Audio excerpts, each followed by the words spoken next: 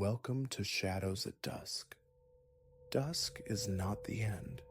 It's the doorway between two worlds. A place where stories slip through, quiet, cold, and true. You've entered that space now, and what follows is meant for you. Stay in the shadow.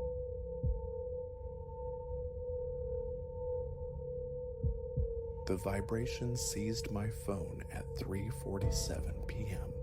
on an otherwise unremarkable Tuesday. I was submerged in spreadsheets, navigating the labyrinthine columns of the quarterly report. An unknown number surfaced on the screen, bearing a stark message, "I see you." My gaze lifted from the monitor's glow. Through the office window, the familiar tableau of the parking lot unfolded. Scattered cars, colleagues migrating towards their vehicles. Yet a sudden frantic rhythm pulsed in my chest. I silenced the phone, placing it face down on the desk's cool surface. "Just a misdial," I murmured into the quietude of my workspace, though the words felt fragile, thin. 5 minutes crawled by before the next message arrived. "Emerald green suits you, Elias." My fingers instinctively sought the knot at my throat. Silk, undeniably green, chosen that morning. A faint tremor ran through them against a fabric. A bead of sweat traced a path down my temple.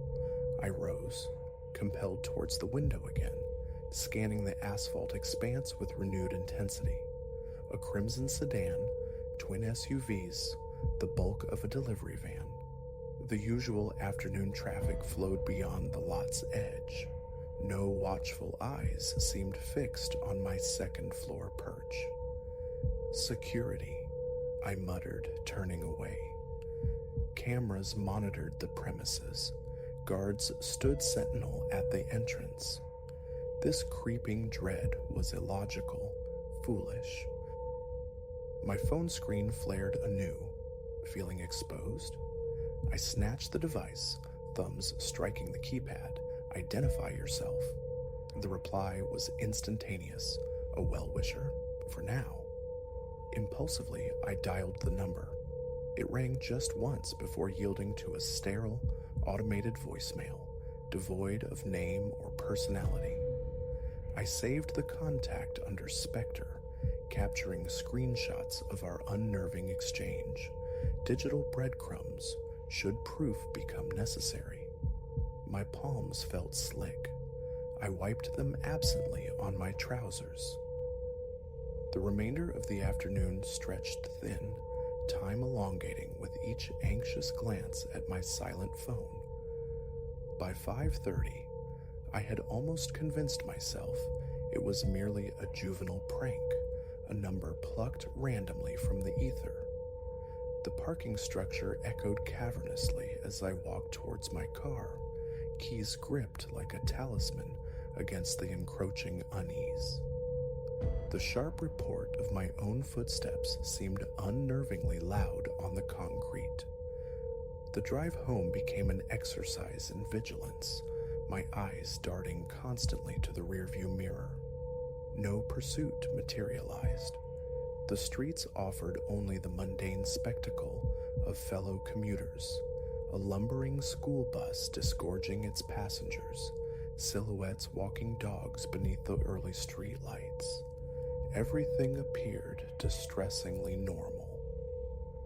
My house stood exactly as I'd left it, a white two-story structure nestled in a quiet neighborhood, the lawn overdue for attention, mail spilling from the box.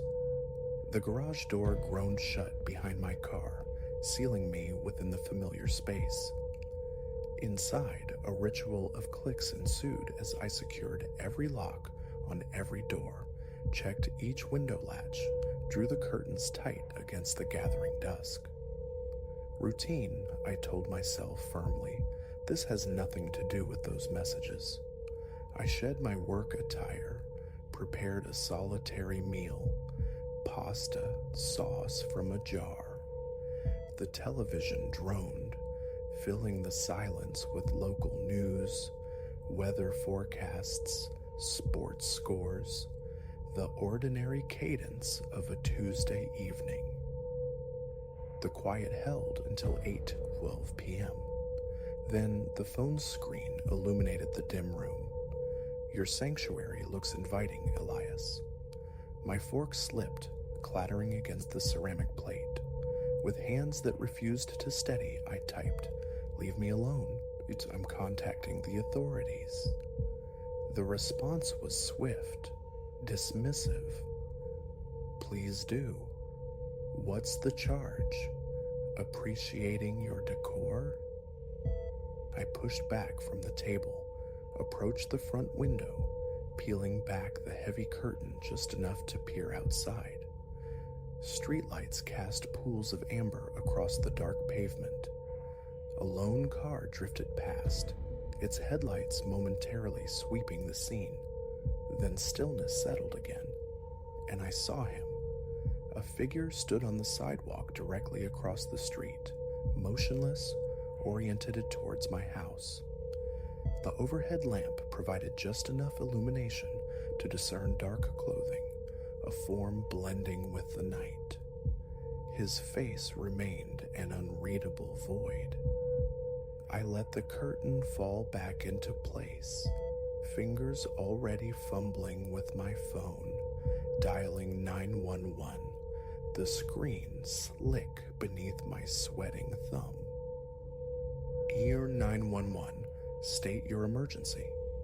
There's someone outside my house, watching. He's been sending messages all day. He's right there, across the street."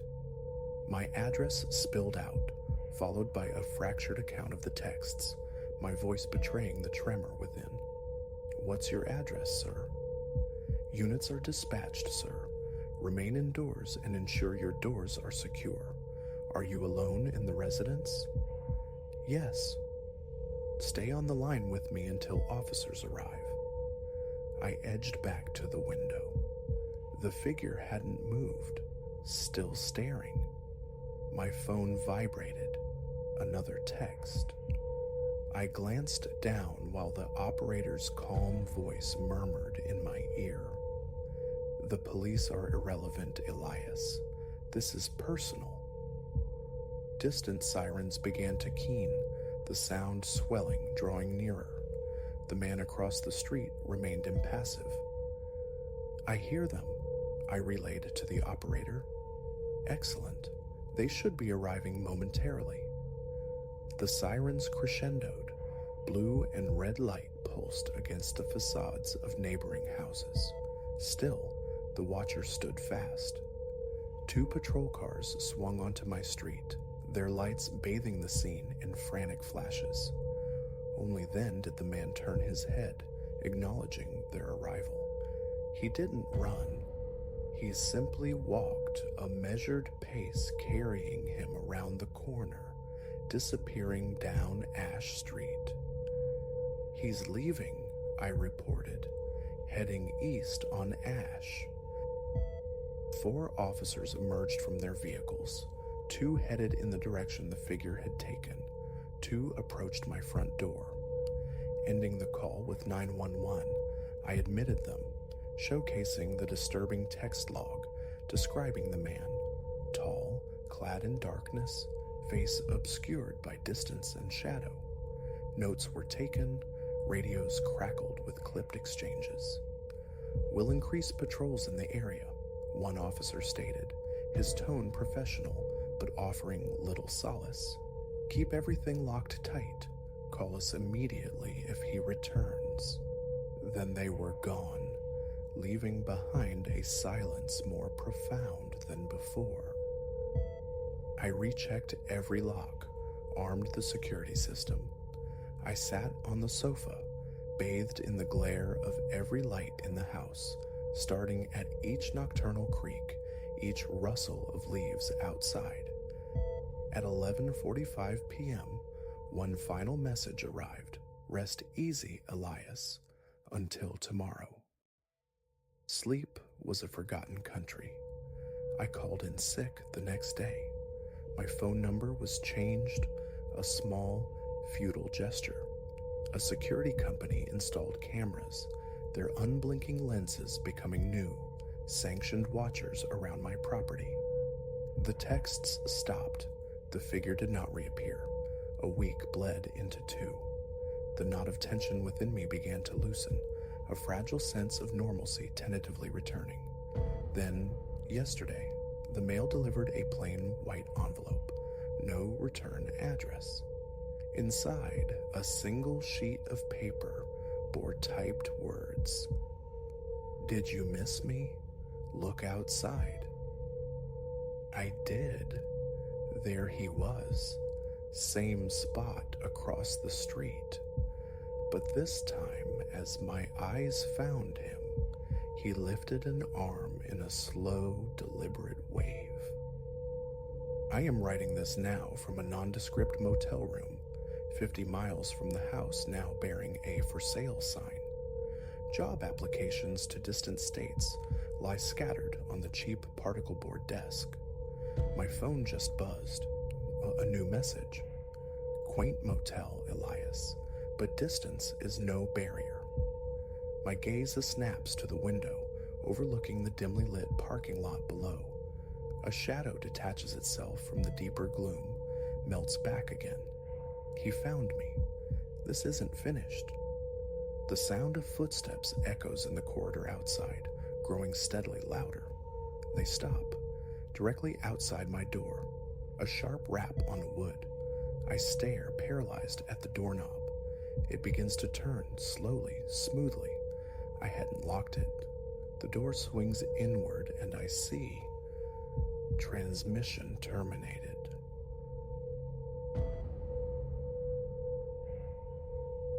The first time that sound clawed its way up from the cellar, a raw grating of metal on stone, I knew something was fundamentally amiss. It was a Saturday afternoon, bleached pale by weak sunlight filtering through dusty windows.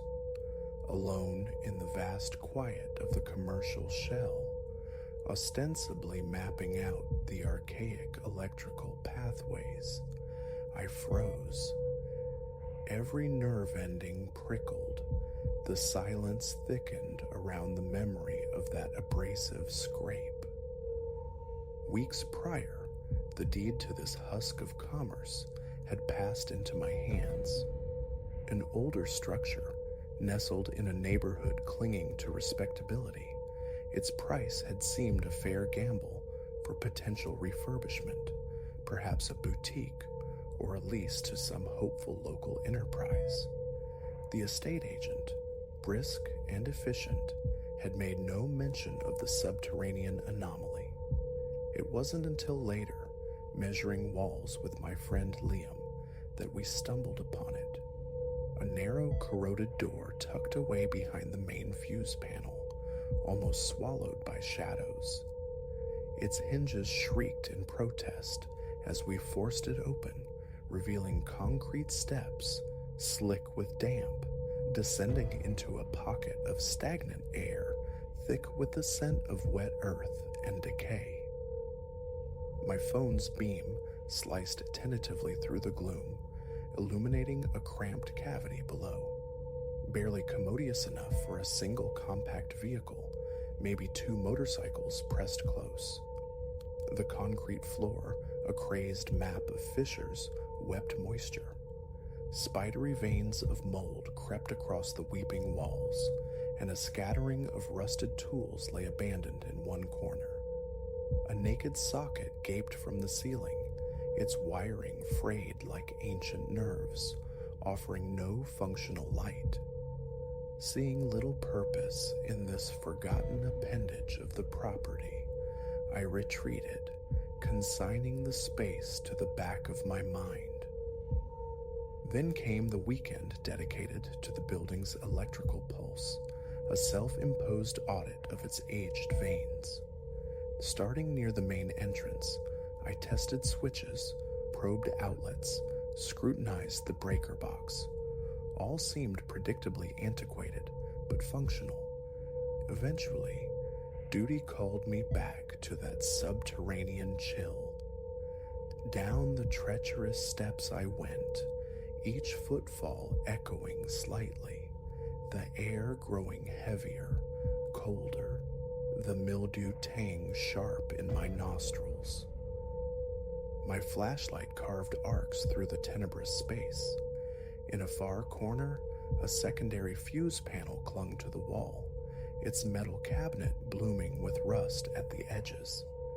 It yielded to a determined tug, revealing a chaotic jumble of fuses, some appearing prehistoric, one gap conspicuously empty. Muttering about the previous owner's negligence, I straightened, and then the noise, originating from my left, near a dilapidated shelf leaning against the far wall. A slow, deliberate drag, metal protesting against concrete. A vice clamped around my ribs. I swept the light towards the shelf, but stillness reigned. My voice, thin and reedy, called out, "Anyone there?" Silence answered, profound and waiting, punctuated only by the faint, rhythmic drip of water somewhere within the building's hidden plumbing. Echoes, I told myself, the building settling, phantom sounds born of solitude and suggestion. I crossed to the shelf, displacing dusty cartons, peering behind it. Nothing but damp, stained concrete. Unease prickled, a cold counterpoint to the clammy air, but I returned to the fuse box. Minutes crawled by. Then again, the sound tore through the quiet, amplified, weighted, as if something far heavier now scraped its laborious path across the floor. A visceral tremor ran beneath my skin. I dropped my screwdriver with a clatter and whirled, flashlight beam trembling. The emptiness mocked me. Alone, undeniably alone, yet the pervasive sense of presence intensified. I paced the perimeter slowly, light stabbing into the deepest corners, where shadows clung like velvet. My heart hammered against my ribs.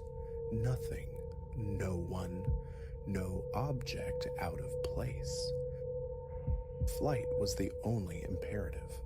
My legs felt leaden as I ascended the stairs, my grip slick on the flashlight. Back in the relative normality of the main floor, the sound echoed only in my mind. Plumbing, I reasoned, shifting debris, structural groans. But the rationalizations felt hollow. The sound had been too specific, too intentional. By evening, a new anxiety took root. Had someone breached the building's neglected defenses? A vagrant seeking shelter, perhaps? The old locks were flimsy. Could someone be lurking below? The thought festered. Tomorrow, I vowed, I would conduct a thorough, definitive search. Sleep offered no refuge. The grating noise became the soundtrack to my fitful dozing.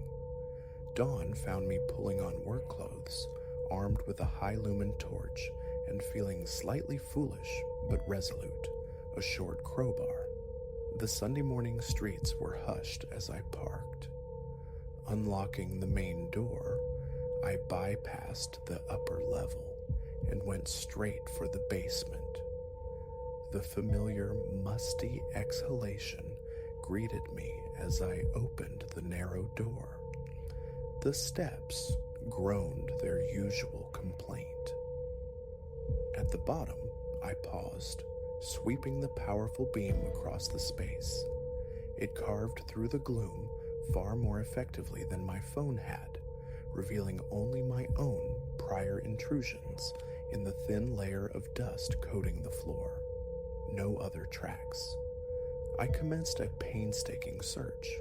Behind the shelf, rested momentarily from the wall, in every shadowed corner, beneath the corroded tool bench, probing the fuse box alcove again. Nothing seemed disturbed. An hour yielded nothing tangible, leaving a residue of mingled relief and frustration, a nagging sense of being toyed with. Resigned, I turned to the neglected fuses, replacing the missing one, testing the ancient circuits, trying to ignore the persistent chill that seeped into my bones. By the time I finished, hunger gnawed. I gathered my tools and started up the stairs. Halfway up, the metallic scrape ripped through the air behind me, sharp, sudden, undeniable. I pivoted, light spearing the void below. Empty concrete stared back. My hands began to shake. It was real, and it had emanated from the very spot I'd occupied moments before. Back down I crept, throat tight. If someone's down here, I'm calling the police, I demanded of the shadows. Only silence replied, thick and watchful. Another circuit of the room, flashlight beam probing, senses straining. Nothing. The sound did not repeat. Defeated, nerves frayed thin, I went back upstairs, secured the basement door with a decisive click of the lock, and left the building entirely. Over the ensuing days, I focused my energies above ground, painting, patching windows, consulting with a flooring contractor. Yet the basement remained a locus of dread, a psychic weight behind its simple wooden barrier. Every pass near that threshold sent a shiver crawling up my spine, a corporeal memory of that grating sound. The next weekend, necessity dragged me back. I needed precise measurements. Wasting potential storage space due to spectral noises felt irrational. Clad in a heavy jacket despite the mild weather, I descended armed with a bright work light on a long extension cord, my phone fully charged, and a pocket knife, a flimsy talisman against the encroaching unease. I hung the work light near the fuse box, flooding most of the garage with its harsh, steady glare. Its luminescence offered a fragile shield against the gloom. Tape measure in hand, I worked methodically, jotting figures onto a clipboard, glancing constantly into the shadowed corners. An hour passed, marked only by my own movements and the ceaseless drip from unseen pipes. Sweat beaded on my forehead, born of tension rather than exertion. I was about to pack up when the work lamp faltered, dimming drastically for 2 long seconds before flaring back to life.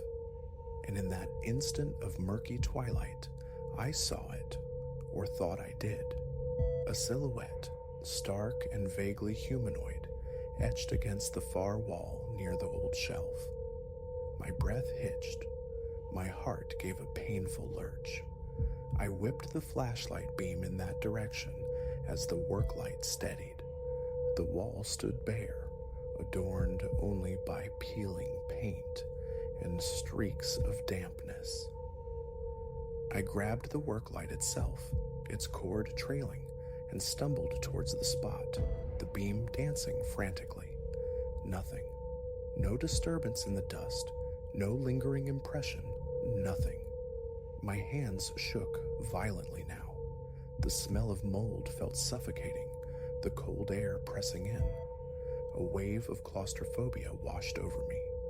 It was a shadow, I insisted silently, a trick of the flickering light, my own reflection caught at a queer angle. But the gooseflesh crawling on my arms screamed otherwise. Hurriedly, I began gathering my things. Right then, the grating erupted, immediate, deafening, directly at my back. It sounded immense, unstoppable.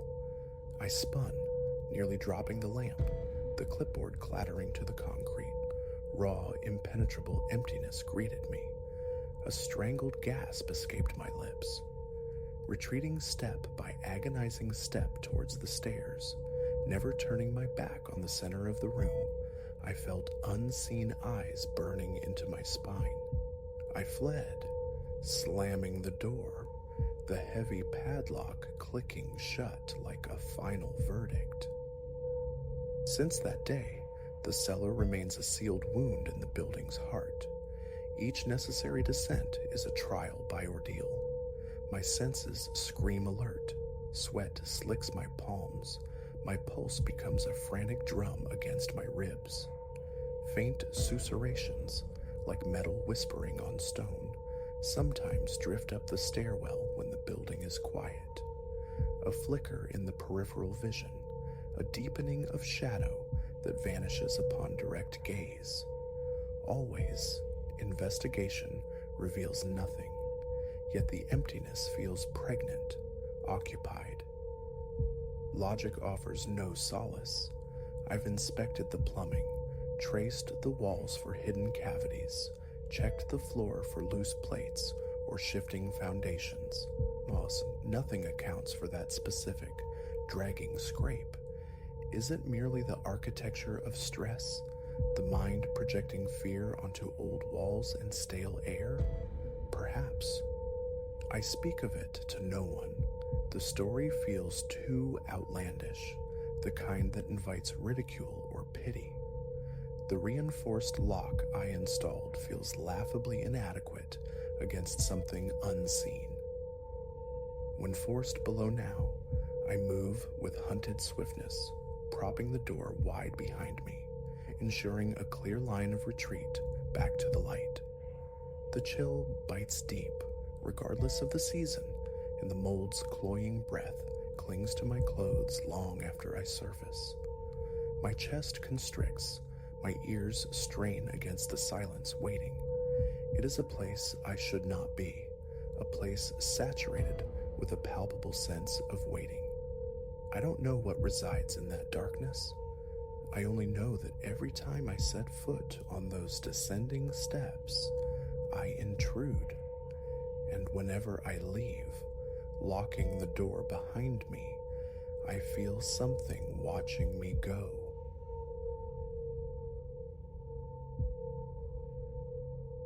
The sun, already low-slung and bleeding gold behind a phalanx of sentinel pines bordering the property, cast long shadows as Elias killed the truck's engine. A peculiar tension coiled in his chest the instant his boots hit the needle-strewn dirt.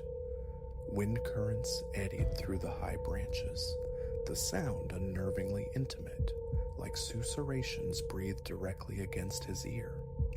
A swift scan revealed nothing but the stoic, bark-armored bulls and their swaying crowns. He drew a deliberate breath, attempting to expel the nascent anxiety, and began the task of unloading. Solitude was the objective. He forced his mind toward that promise. He hauled cartons into the compact living space. The cabin breathed age, floors of scuffed timber, a hearth built from river stones, windows filmed with neglect. Bags dropped near the worn sofa. Elias commenced a cursory inspection. The kitchen, stark and functional, held a small table tucked into one corner, its narrow window framing tall, unkempt grasses and the ever-present pines beyond. A profound quiet permeated the structure, a quality he initially welcomed. The ensuing hours dissolved into the rhythm of organization, ceramic plates finding homes in cupboards, tins of provisions stacked within the pantry's cool darkness. As twilight deepened, swallowing the remaining light, the cabin's interior grew dim. Elias ignited a solitary lamp, its amber glow pooling in the living room, before stepping back outside to survey the encroaching night. The sky had shifted to an indigo canvas against which the tree line etched a jagged black silhouette. Another gust agitated the branches, and with it came a fleeting sound, faint as a distant utterance carried on the breeze. Gooseflesh pebbled his arms. His heart gave a solid thump against his ribs, yet the dimming landscape offered no source. Compelling himself toward calm, he stood for a long minute, gaze fixed on that dark wall of trees, then retreated indoors, the click of the deadbolt unnaturally loud in the stillness. Sleep proved elusive that first night. The mattress offered unyielding support, while the cabin's ancient timbers groaned and settled with unsettling frequency. Around 2, his eyes snapped open, convinced of a presence just outside. He lay immobile, listening, his breathing shallow, but captured only the wind's soft exhalations against the eaves. A parched throat drove him from bed into the kitchen's gloom. Moonlight, filtering through the dusty panes, illuminated a pale rectangle on the floorboards. He stood there a while, sipping water in the encompassing dark, his skin alive with a strange, anticipatory hum, as if bracing for something to lurch from the shadows. Nerves, he reasoned, simply the disquiet of relocation. Returning to bed, sleep eventually reclaimed him, though fitfully. Morning arrived crisp and bright, sunlight shafting through the windows, a welcome reprieve. Elias prepared breakfast, the simple routine grounding him, then resolved to explore the grounds. The cabin occupied a modest clearing, encircled on all sides by dense woodland. He walked toward the towering pines, the earth yielding a satisfying crunch of twigs and desiccated needles beneath his boots. Small tracks patterned the dirt, deer likely, though their spacing struck him as irregular. He traced them for a distance until they vanished into a thicket of overgrown grass. Venturing deeper among the trees, he noted several ancient stumps, their surfaces weathered by countless seasons, evidence of logging long past. Scratched into one, however, were peculiar markings, a series of intersecting lines, almost deliberate, yet defying interpretation. He ran his fingers over the grooves. They felt strangely smooth, worn down as if by repeated tracing with a blade or chisel. That familiar unease seeped back into his awareness. He registered the profound silence then, no birdsong, no skittering of unseen creatures, only the disembodied passage of wind through the canopy.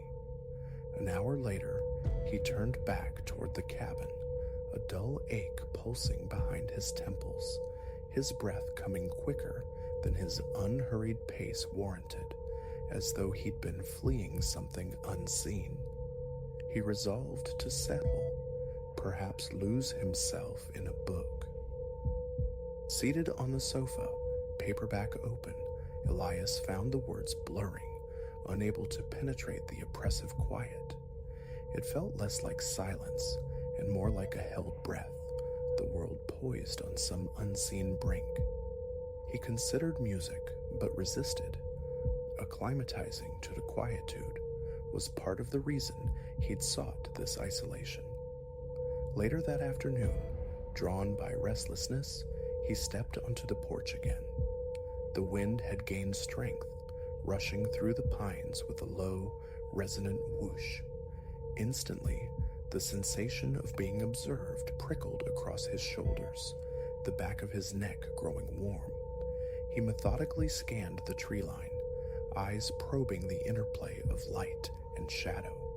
For a fleeting instant, he perceived a shape, indistinct, humanoid, standing motionless, half swallowed by the gloom between two thick trunks.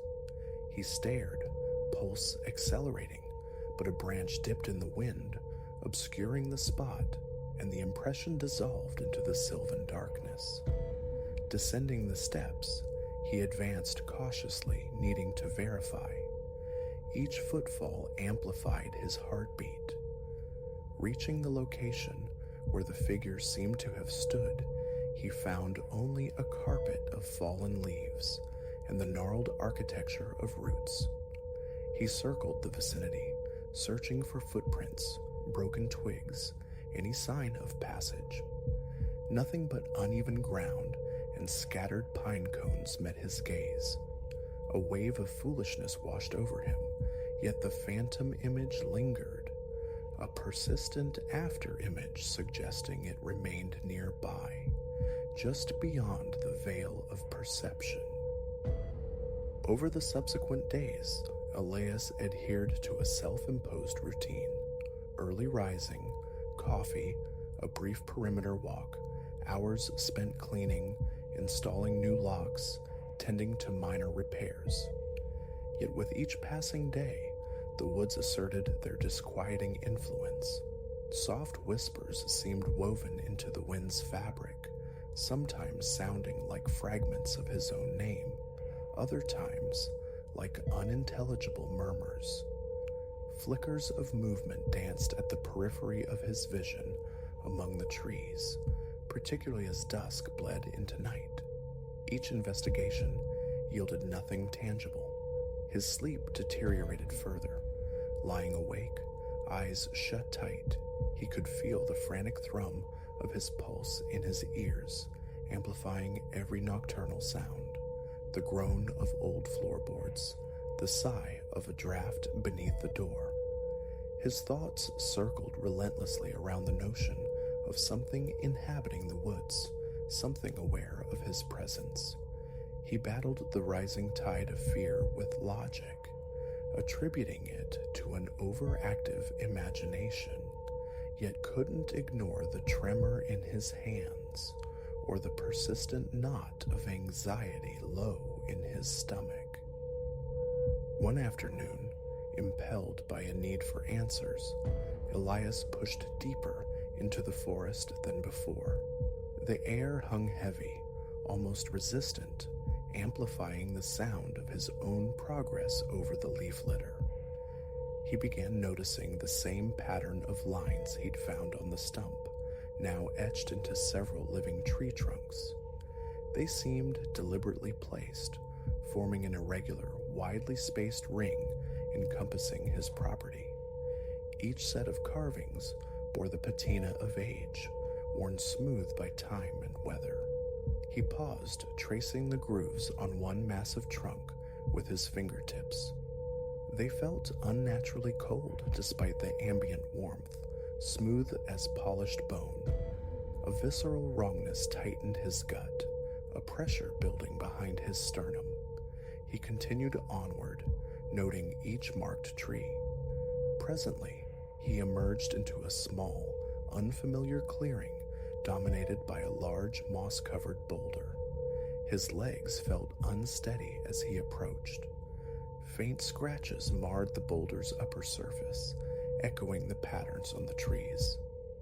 Crouching beside it, heart hammering against his ribs, he felt the wind around him abruptly cease, as if the entire forest held its breath. He extended a hesitant hand, touching the incised marks. A faint tingling radiated up his arm. A sudden, sharp rustling nearby made him spin around, fists clenched, bracing for confrontation. Only swaying branches met his gaze. His breath came in ragged gasps. Deciding he'd seen enough, he turned and hurried back toward the dubious sanctuary of the cabin. That night became a vigil. Sleep was unthinkable.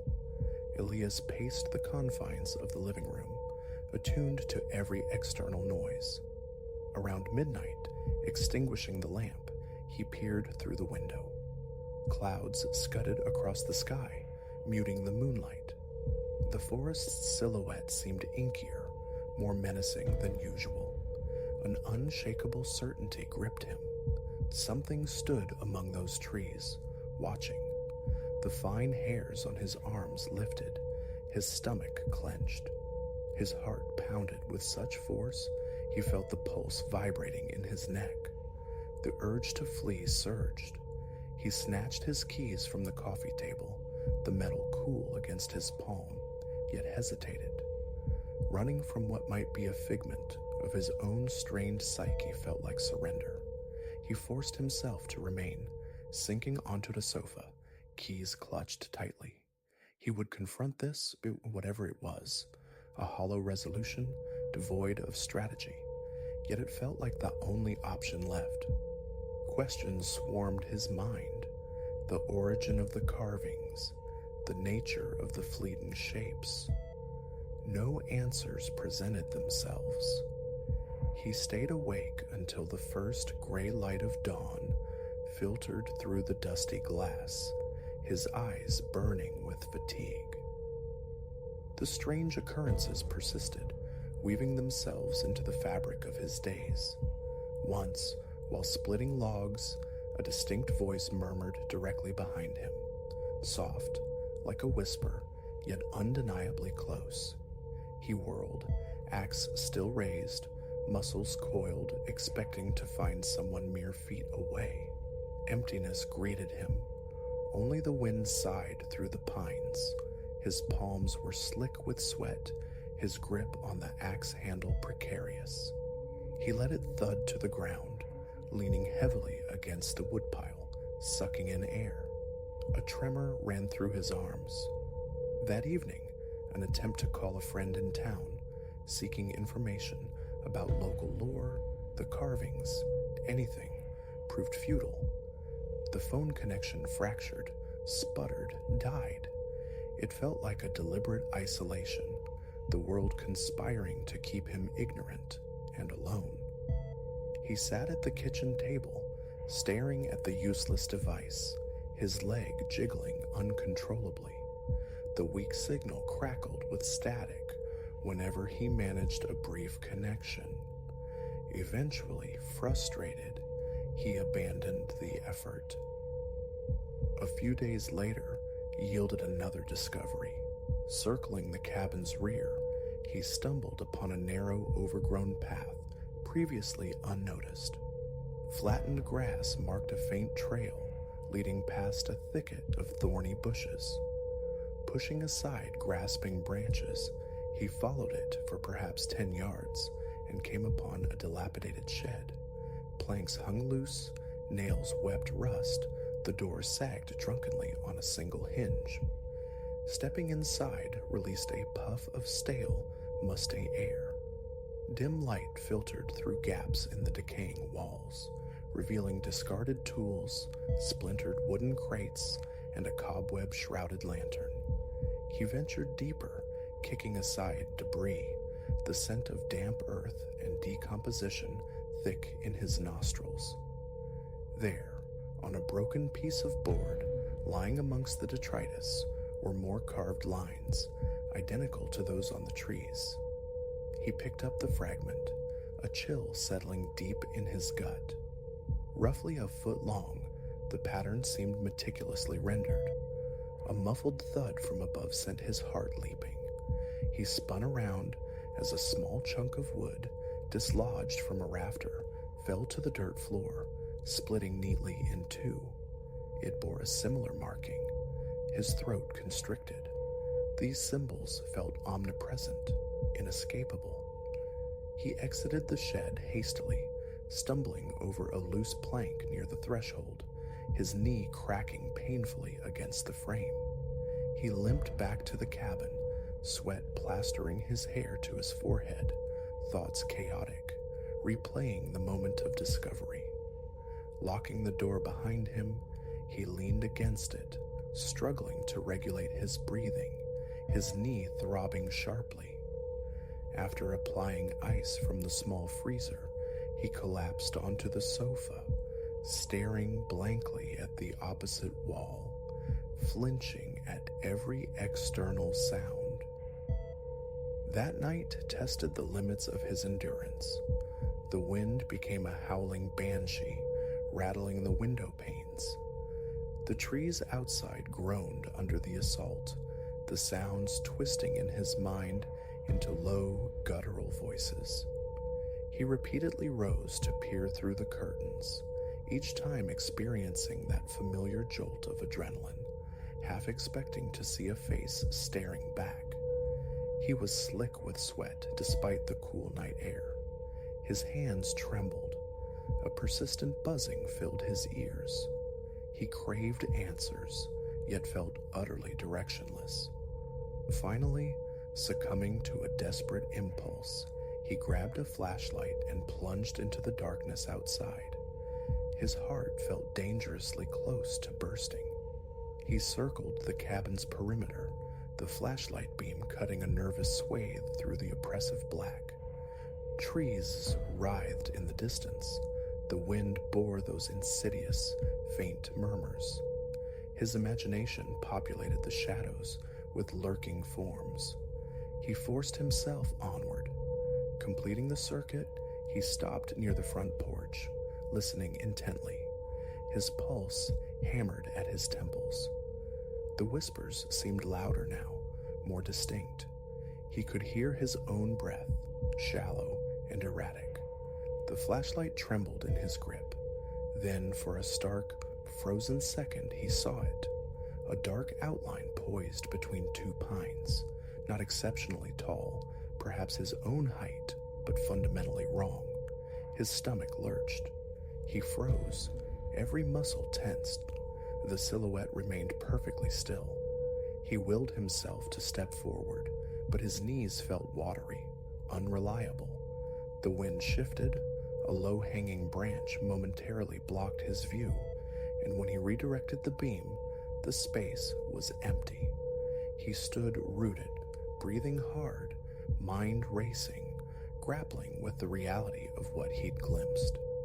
The immense darkness of the surrounding woods felt palpable, pressing in, the trees themselves seeming to lean closer. He retreated backward onto the porch, fumbled his way inside, and secured the lock. His chest felt constricted. Killing the lights, he stood in the center of the living room, swallowing against a dry throat. A prickling sensation crawled from his scalp down his spine. Calm remained elusive for hours. Every time he closed his eyes, the silhouette materialized against the darkness of his eyelids. His body screamed for rest, but his mind remained hyper-vigilant, refusing surrender. In the ensuing days, Elias threw himself into practical tasks, seeking refuge in labor. He caulked cracks, reinforced window frames, applied fresh paint to worn interior walls. But the nocturnal presence only grew bolder. The whispers seemed to emanate from just beyond the walls now. He sometimes heard what sounded like soft footfalls on the porch planks, or was it merely the old house settling? Certainty remained tantalizingly out of reach. Opening the door always revealed nothing but the empty night. The constant tension knotted the muscles in his neck and shoulders, his back perpetually stiff, headaches becoming frequent companions. The thought of packing, of simply driving away, became a recurring temptation. Yet a countercurrent held him fast, a strange, magnetic pull. The forest hummed with an ancient narrative, one that seemed to demand his attention. The carvings, the fleeting figures, the sibilant voices, all hinted at something old, something watchful, something that desired acknowledgement. But how to respond? There were no instructions, no clear adversary, no tangible proof beyond his own frayed nerves and the cryptic marks scarring the landscape. Last night, he sat on the porch again, flashlight off, attempting silent observation. The forest presented an impenetrable wall of black. Clouds obscured the moon, visibility limited to mere yards. His body remained rigid, heartbeat a heavy drum against his ribs. He waited, straining ears and eyes for any sign, any sound beyond the wind's intermittent sighs. Those sighs carried the whispers, sometimes teasingly forming his name, sometimes dissolving into meaningless susurrations that raised goose flesh. His palms were damp, his throat tight. He remained there until the first tentative strokes of dawn painted the eastern sky. Rising stiffly, bones protesting, he went inside. He drained a bottle of water, leaning against the kitchen counter, vision slightly blurred from exhaustion. His mind felt stretched thin, abraded. Yet he was still here, confronting the same terrifying silence. One part of him craved collapse, oblivion, while another remained coiled, perpetually braced for something to shatter the windows, to breach the thin walls. It is morning once more. Elias writes this, an attempt to impose order on the chaos within. His hand trembles as the pen moves. The cabin feels suffocatingly small, yet the woods outside pulse with an inscrutable vitality. How much longer he can endure this limbo remains uncertain. His heart seizes every time he contemplates stepping outside, but remaining indoors is its own form of torment. Peace is absent from this place. The wind whispers this truth nightly. The shadows confirm it. An old presence resides here, insistent, demanding his attention, indifferent to his desires. His next move is unclear. He knows only that he is caught, suspended between the terror of flight and the terror of remaining. And with every gust that stirs the pines, he hears those voices reminding him that he has wandered into a story that has no intention of letting him go.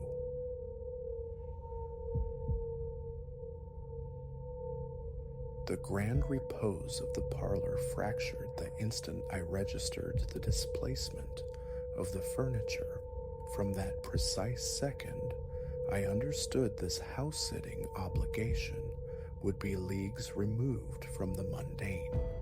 What commenced as a simple courtesy for my neighbor rapidly devolved into a chilling pas de deux with entities utterly defying logic, leaving my sanity frayed and my spirit imperiled. My name is Ilara.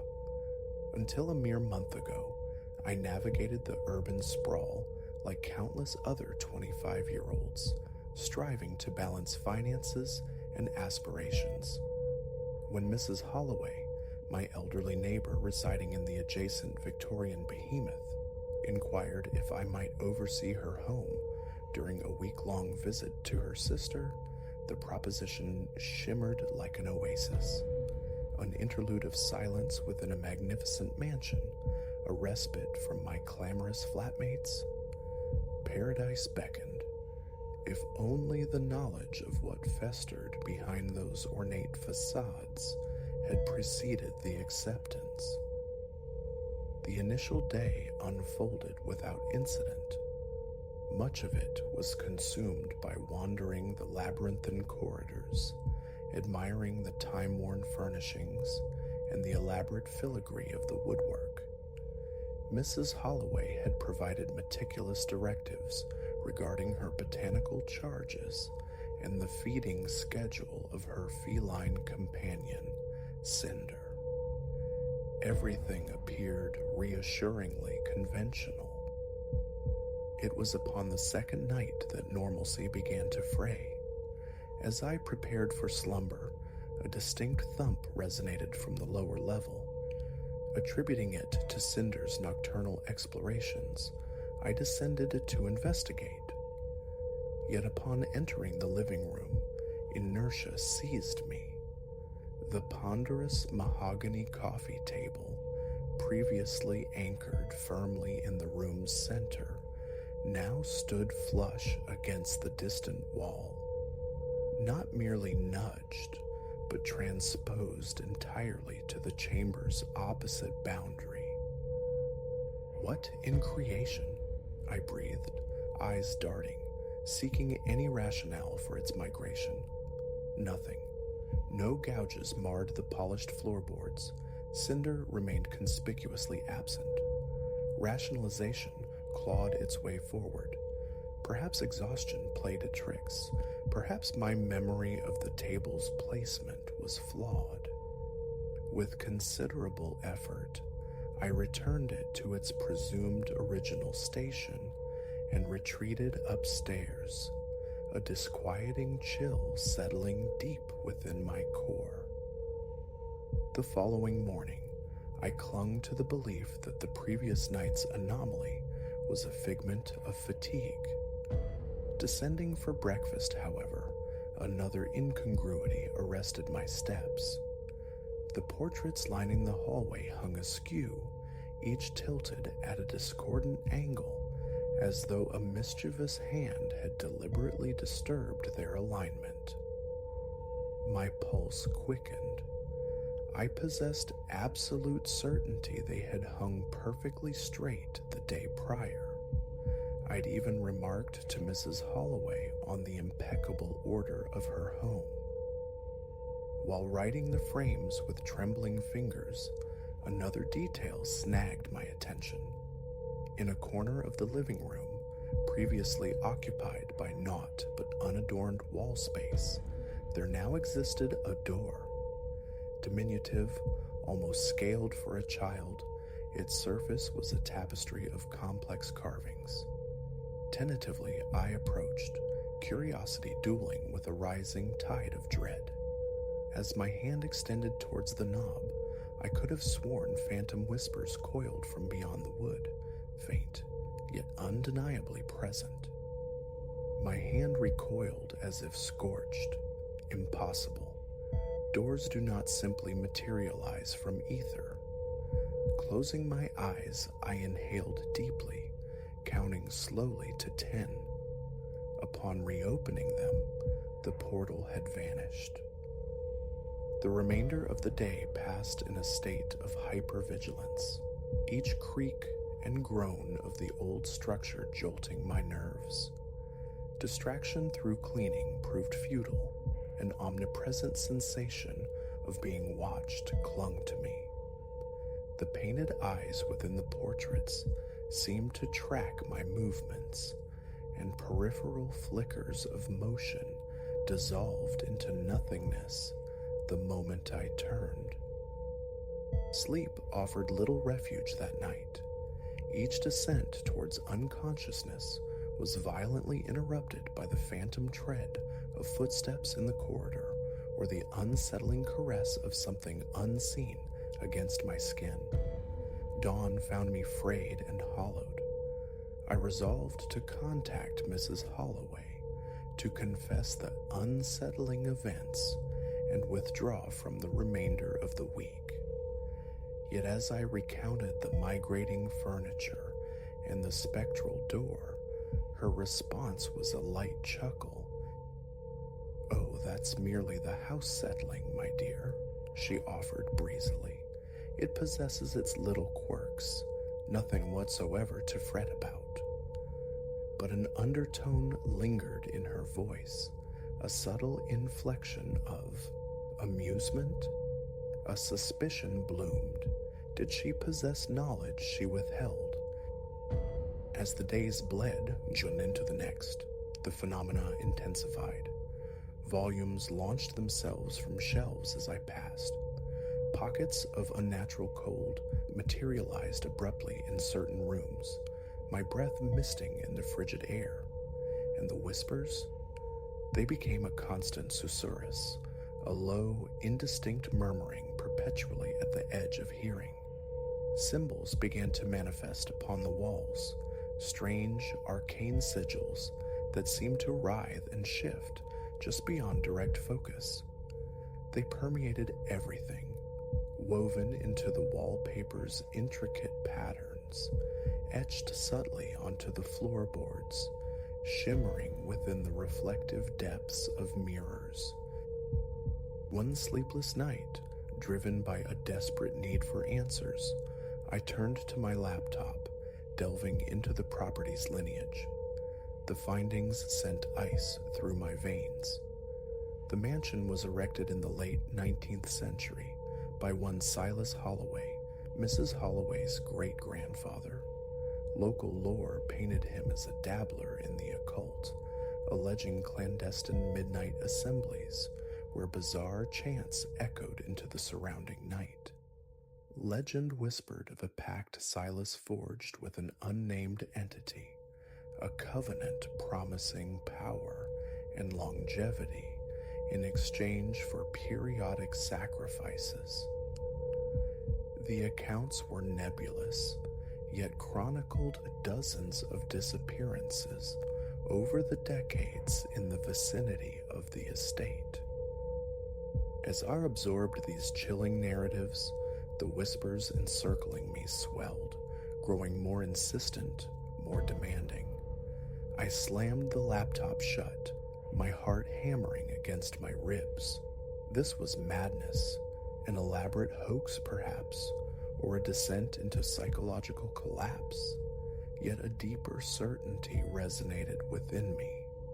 The occurrences within this house were tangibly real, and their nature transcended any terror I could have previously conceived. The subsequent day, the diminutive door reappeared, this time materializing within my own bedroom, and now it stood ajar. Through the opening swirled a vortex of abyssal darkness, sporadically illuminated by flashes of otherworldly luminescence. The whispers emanating from it gained clarity, promising dominion, enlightenment, the fulfillment of every latent desire. If only I would cross the threshold. Transfixed, I stood rooted, an almost overwhelming magnetism drawing me towards the aperture. Surrender seemed seductively simple, an effortless yielding to the encroaching void. It was then that a soft meow broke the spell. Cinder sat at my feet, gazing up with wide amber eyes. In that instant, the enchantment shattered. Scooping the cat into my arms, I fled, propelled by sheer terror, not pausing until I was out of the house and sprinting down the street. The remainder of the week unfolded within the sterile anonymity of a motel room, my only returns to the Holloway residence being swift, necessary excursions to replenish Cinder's provisions. Each re-entry confirmed the escalating wrongness. The sigils on the walls pulsed with greater prominence. The whispers achieved a near-deafening volume, and the very atmosphere seemed to throb with a sentient malevolence. When Mrs. Holloway returned, I awaited her arrival, resolved to demand elucidation. But the moment our eyes met, recognition dawned. Her gaze held the same void-like luster I'd glimpsed shimmering beyond that impossible threshold. "Did you find your stay agreeable, dear?" she inquired, her smile stretched just fractionally too wide. "The house appears to have developed quite an affinity for you." A choked excuse tumbled from my lips as I retreated, legs trembling so violently that walking became a precarious act. Driving away, a final glance in the rearview mirror captured Mrs. Holloway standing on the porch. For a fleeting, horrifying second, her figure seemed to ripple and distort, hinting at something ancient and monstrous beneath the benign grandmotherly guise. A month has elapsed. I inhabit a new apartment in a different city, yet the pervasive sense that the ordeal remains unfinished haunts me. Occasionally, in the profound stillness of night, the whispers resurface, beckoning from the deepest shadows of my room.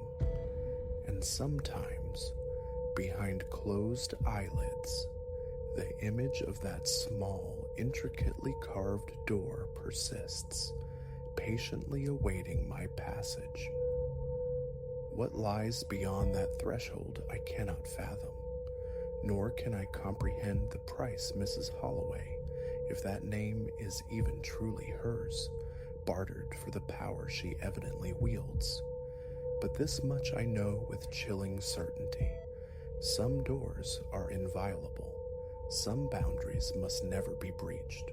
For once you have peered into that abyss, once you have heard the siren song of the darkness, its grasp never truly relinquishes its hold. And somewhere, within a beautiful Victorian mansion harboring a profound secret, a small door waits for another soul, curious or desperate enough to turn the knob once more. I pray fervently that soul is not mine.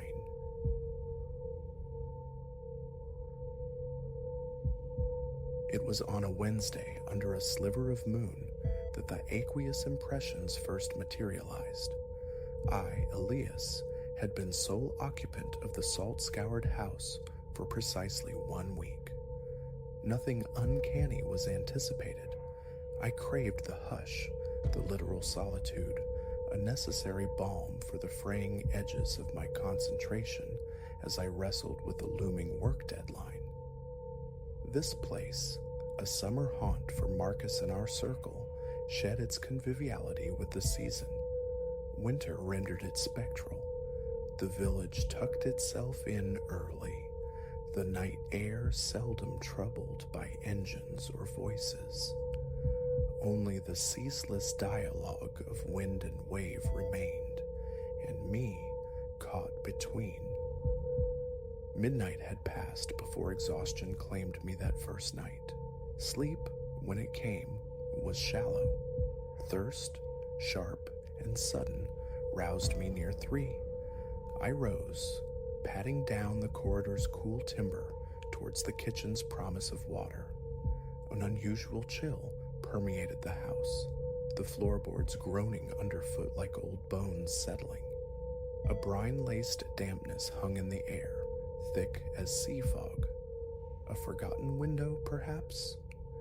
The sliding glass door at the rear, a portal to the sandy track meandering towards the ocean's edge, stood fast, its lock secure.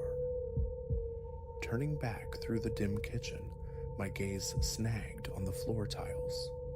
There, glistening under the weak moonlight filtering through the window, were footprints, wet, bare, unmistakably human. They commenced near the glass door, marching halfway across the linoleum before dissolving into nothingness around the corner leading to the living area. I froze, mind scrabbling for reason. A spill? No, these were perfectly formed impressions, heel and toe distinct, leading inward from the threshold. I trailed them, a knot tightening in my gut. Near the living room's threshold, where tile met carpet, they faded, evaporating entirely. No puddle, no lingering moisture trail, just those stark, inexplicable prints. Panic fluttered, a trapped bird against my ribs. I retraced my steps, peering behind the sofa's bulk, wrenching open closets, my breath catching with each empty revelation. I slid the back door open again, scanning the pale expanse of sand under the weak lunar glow. Vacant, empty. I secured the lock, the click echoing too loudly in the silence. Kneeling, I scrubbed at the marks with paper towels until the floor was clear, telling myself it was condensation, a quirk of coastal humidity, a leak I hadn't found. Perhaps the wind had forced droplets beneath the door's seal, a flimsy shield against the rising tide of unease. Water doesn't mimic human feet by chance. Sleep became an impossibility. Back in bed, every sigh of the wind, every settling creak of the old house became magnified, sinister. My pulse was hammered a frantic rhythm against my eardrums. Half-hourly pilgrimages to the kitchen yielded nothing more. The floor remained barren. Dawn arrived, gray and unwelcome. The following day was a study in forced normalcy. I chained myself to the small table in the living room, words blurring on the screen. My eyes kept straying to the glass door, searching the dunes beyond. Nothing. Around noon, seeking respite, I walked the beach. The wind bit, raw and saline. Gulls wheeled against a pewter sky. The sand, cold beneath my soles, stretched empty in both directions. This daytime desolation usually brought peace, but the memory of the footprints clung like damp sand. That night repeated the pattern, yet amplified the dread. Sleep claimed me near 11, a brief surrender. Again, the witching hour, close to 3. This time, a sound preceded my waking, a soft, dull thudding against the back door. Not a sharp rap, but a persistent, muffled impact, like something heavy and yielding being pushed against the glass. My heart leapt, a frantic drum against my ribs.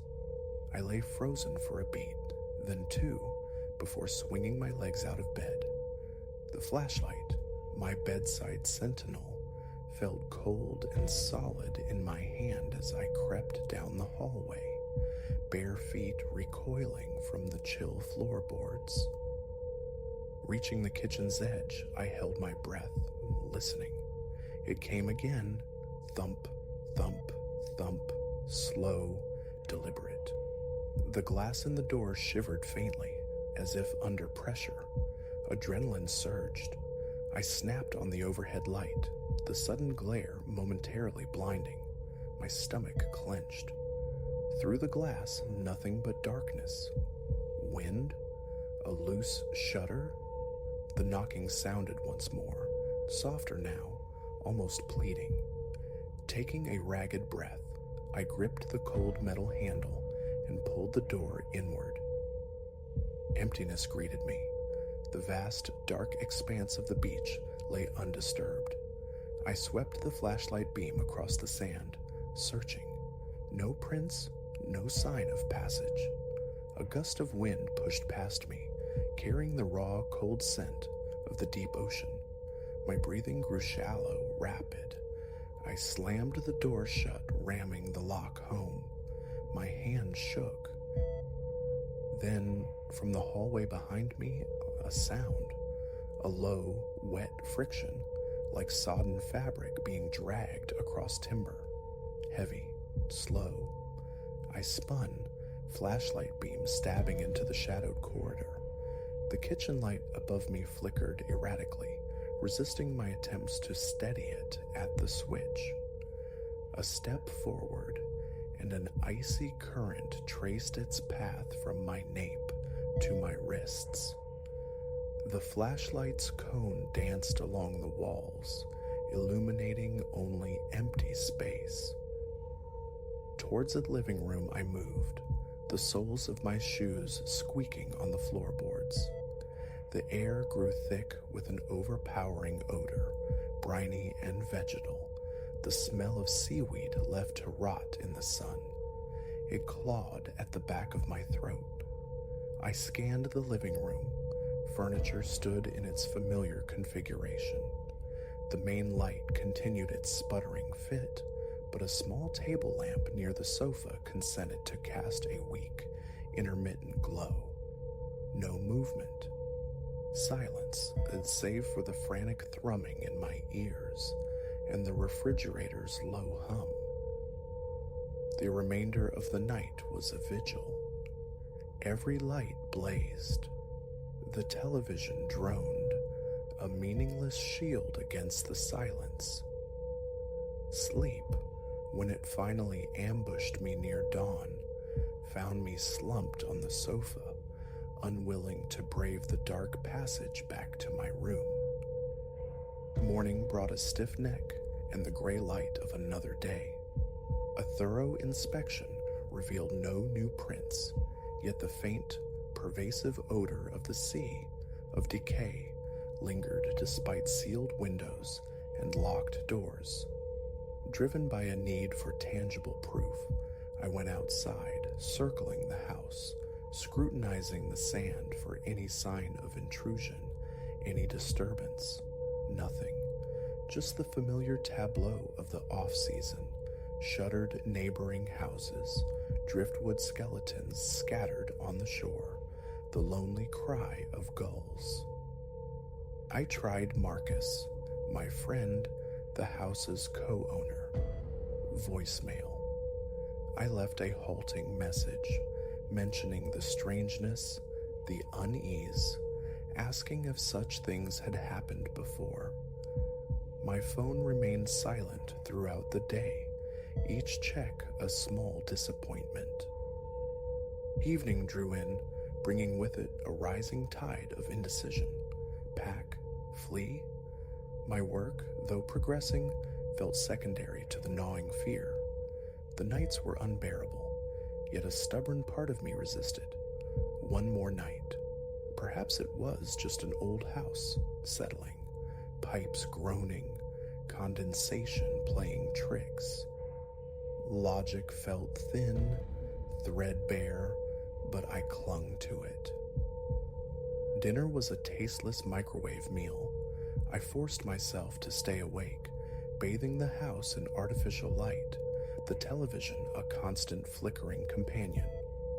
Around midnight, exhaustion began its siege. My muscles screamed with tension, eyes burning.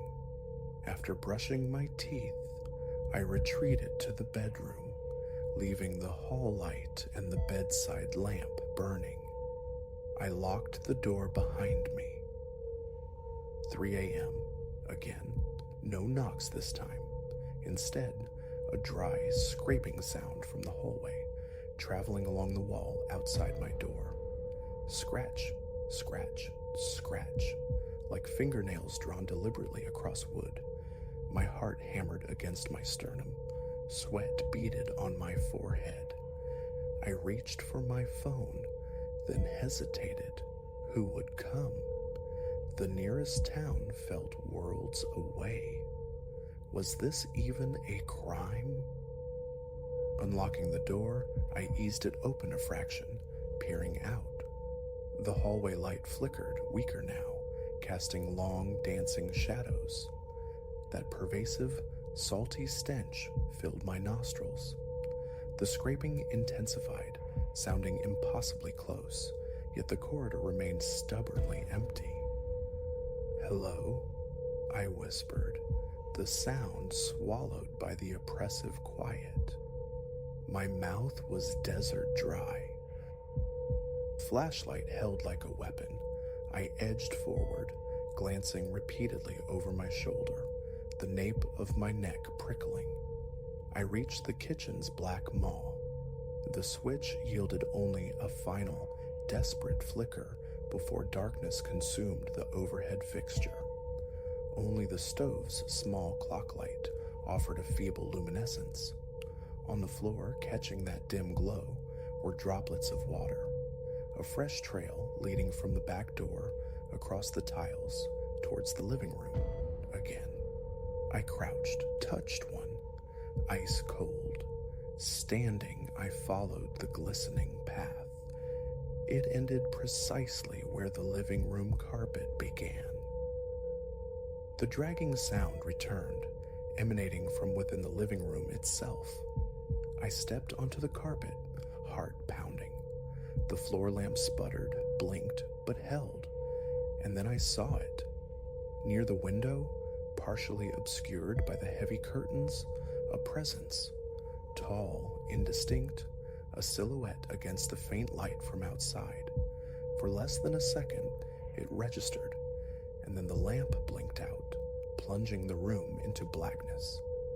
A thunderous pulse roared in my ears. I heard it, wet, shuffling footsteps on the carpet, moving away from me. When the lamp flickered back to life moments later, the space by the window was empty. The curtains hung motionless.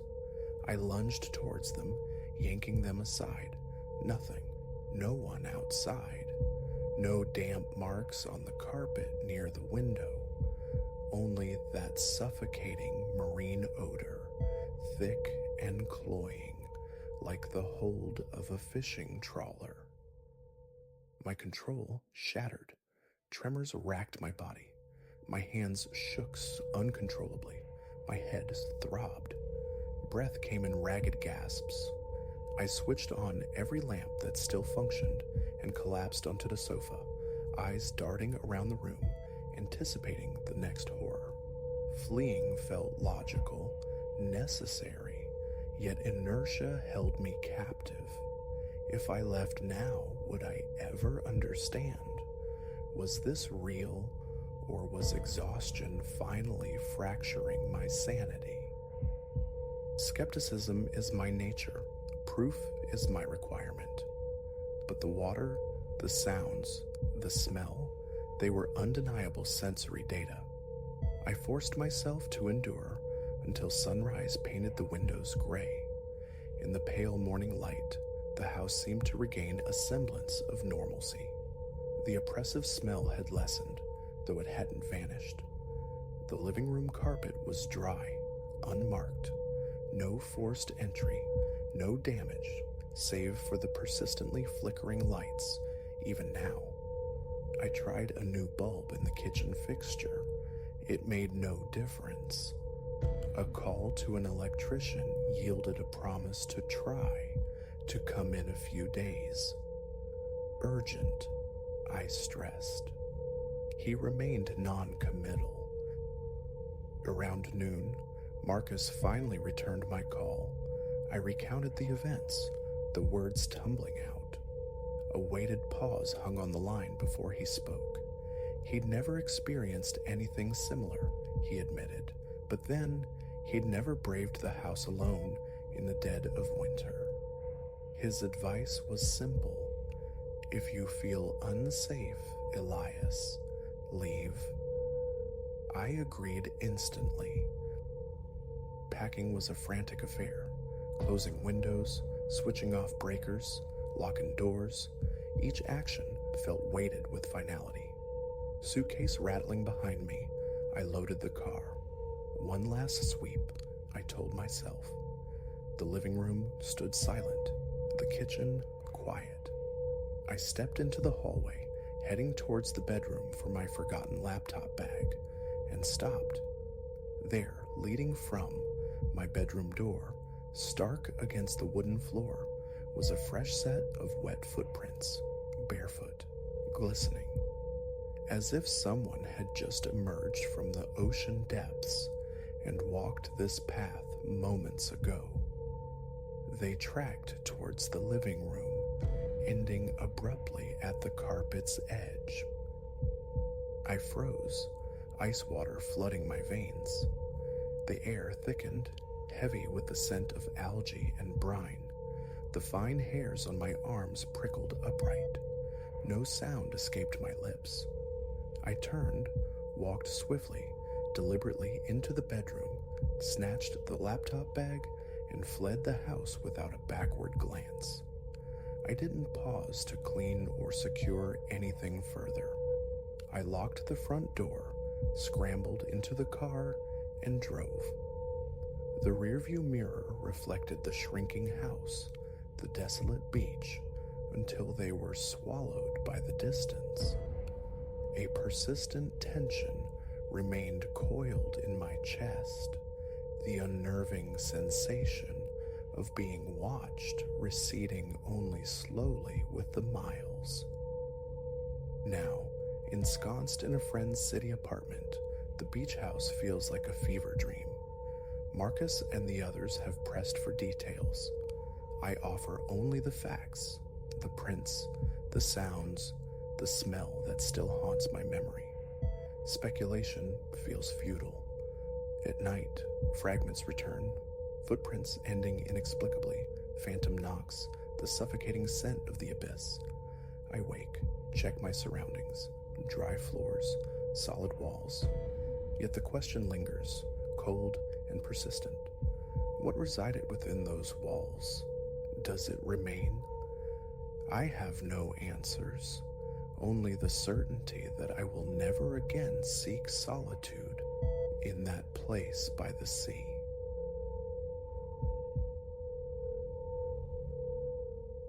The memory remains sharp, crystalline, the day those Victorian looking glasses came into my possession.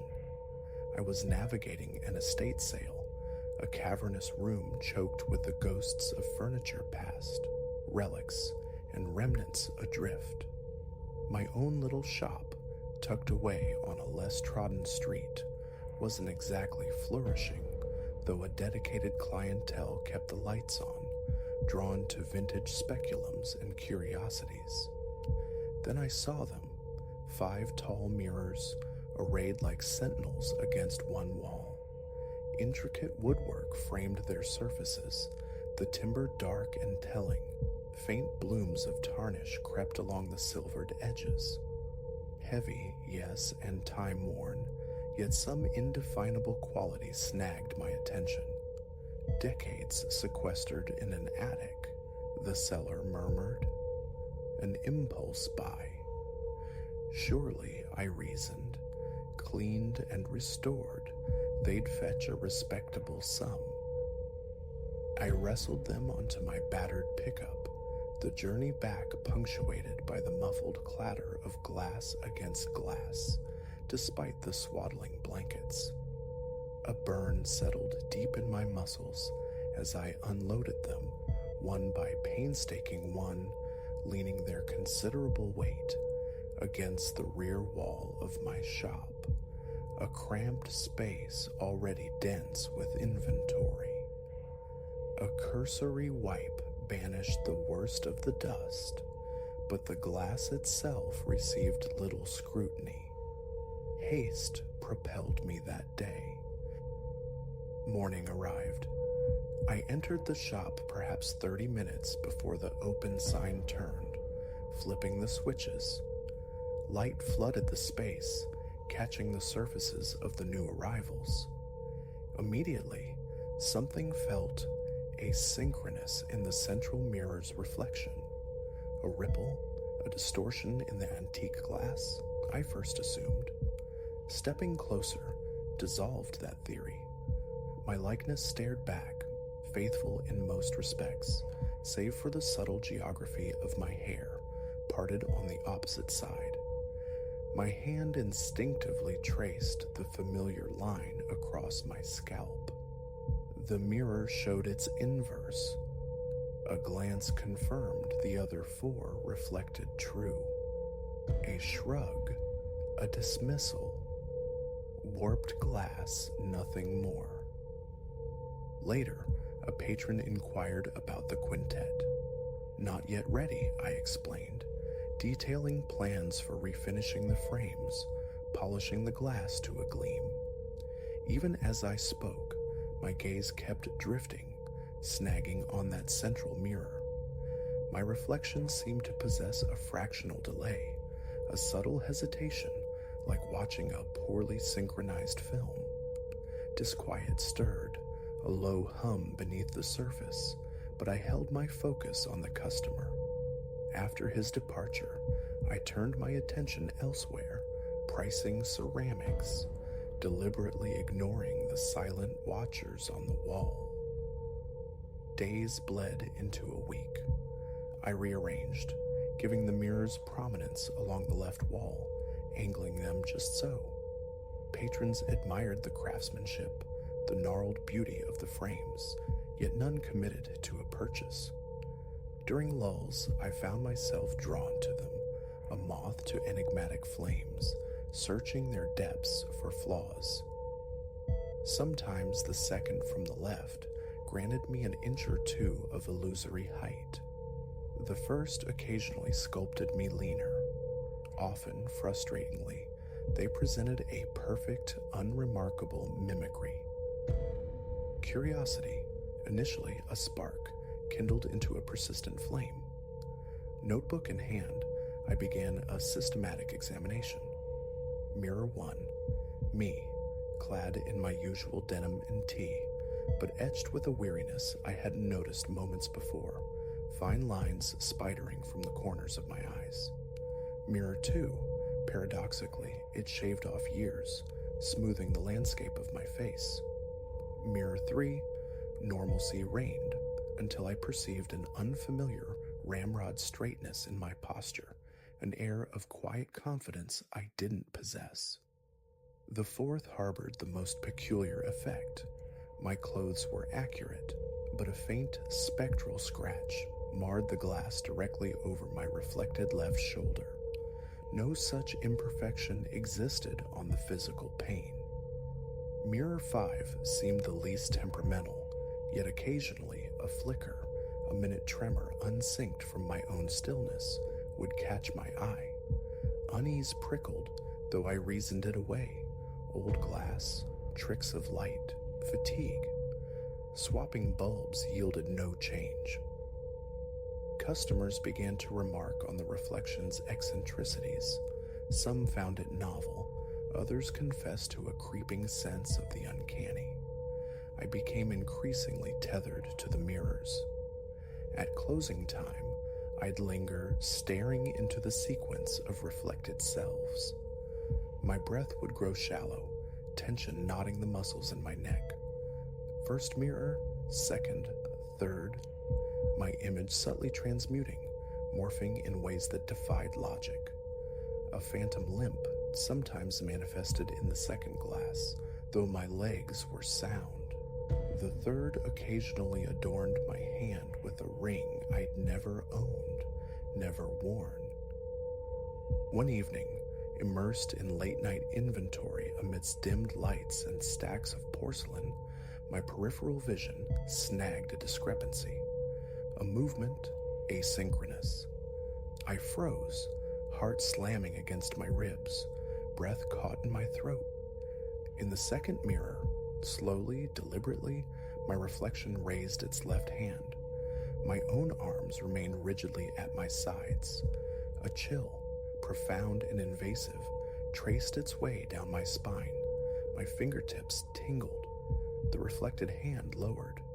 The reflected head turned, gazing away into the mirrored depths. My eyes scanned the shadowed shop. Stillness. Slow, deliberate breaths did little to ease the vice around my chest. I advanced, closing the distance until mere inches separated me from the glass. My reflection stared back, now a perfect mimic. Arm raised, it raised its arm. Head turned, it mirrored the motion. A tremor began in my legs, a seismic instability I fought to control. After a long minute, I retreated. A swift check of the other mirrors revealed nothing amiss. Locking up with fumbling hands, I fled to the sanctuary of home, the night spent wrestling wakefulness, the image of that autonomous gesture seared behind my eyelids. Logic offered no solace, no explanation. The following day demanded normalcy, a forced denial. It was imagination, stress. I opened shop, tended to customers, lost myself in tasks. Around midday, during a brief respite, I found myself before the fourth mirror, the one with the phantom scratch. Observing closely, my reflection seemed standard until a jolt of recognition. The scratch aligned perfectly with a faint, crescent scar on my shoulder, legacy of a long-ago encounter with a misplaced nail.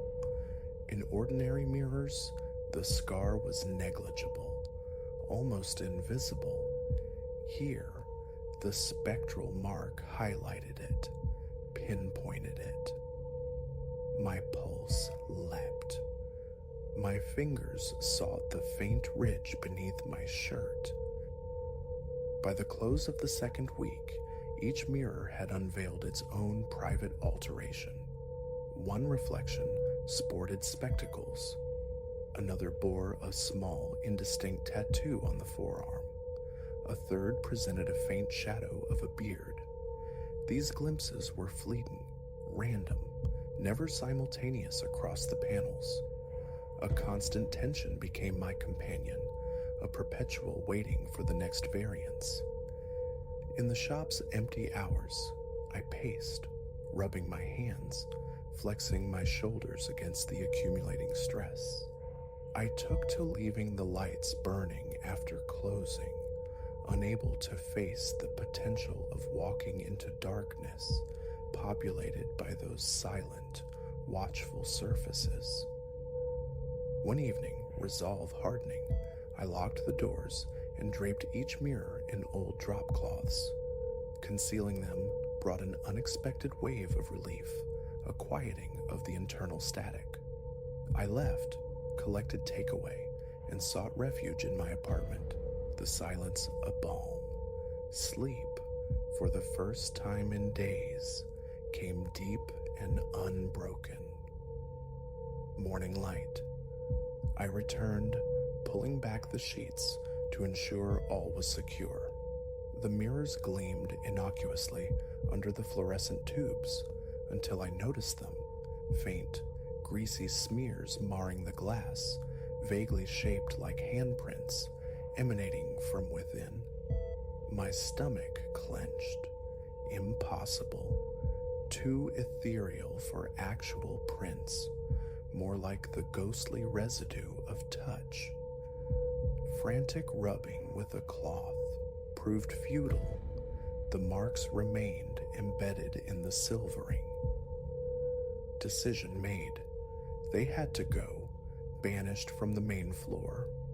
I wrestled them one by one into the cramped storage room at the back, the effort punctuated by grunts, their weight seeming to increase with my dread. Against the bare concrete wall, I arranged them. The storage room's single flickering overhead bulb cast harsh shadows, rendering the mirrors even more ominous. My heart hammered as I adjusted their positions.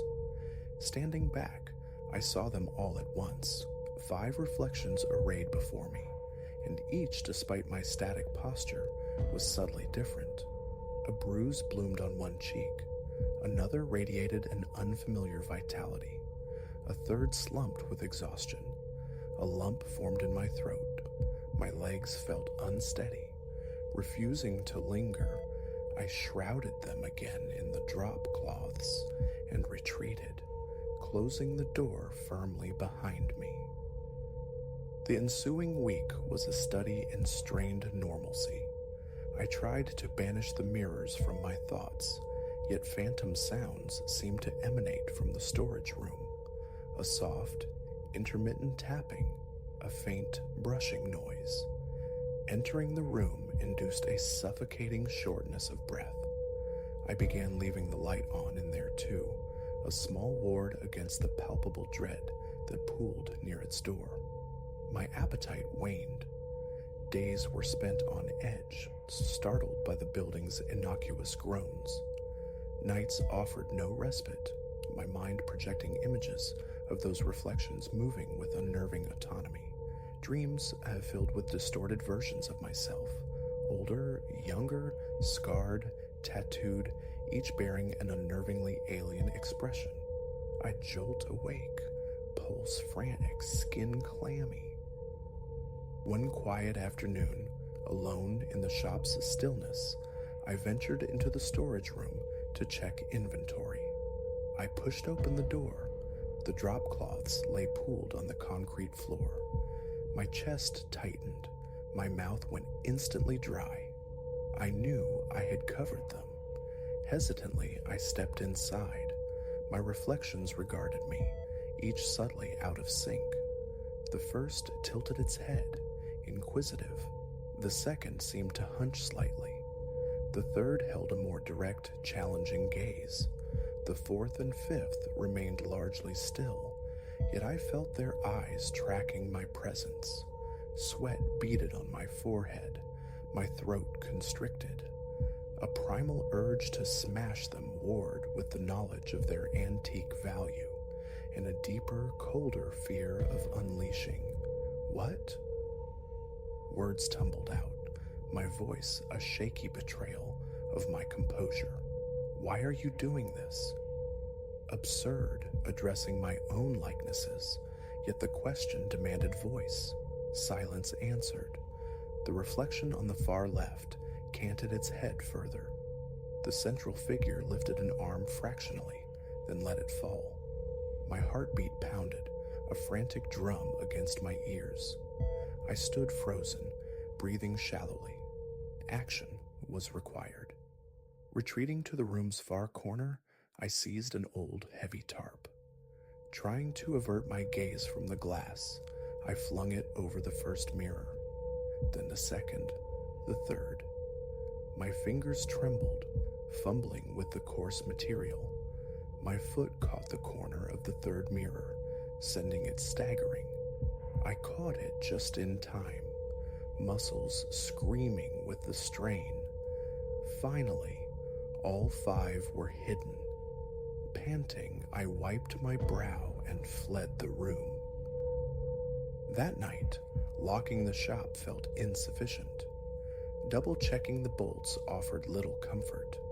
A sense of violation permeated my thoughts, the mirrors an invasive presence in my mind.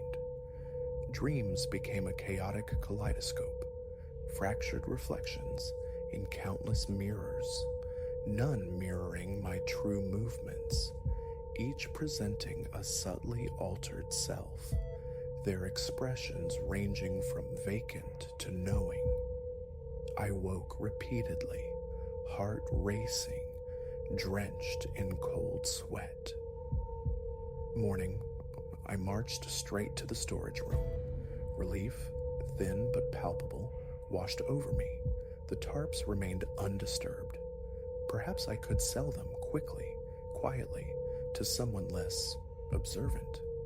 I stood there contemplating listings, descriptions. A leaden weight settled in my chest. My shoulders ached with residual tension.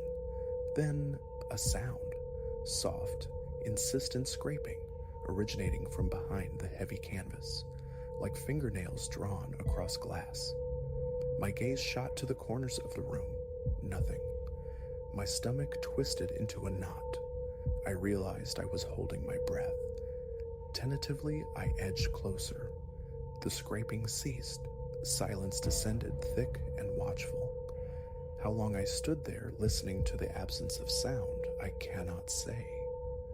Eventually, I backed out, locking the door behind me, the flimsy lock offering scant reassurance.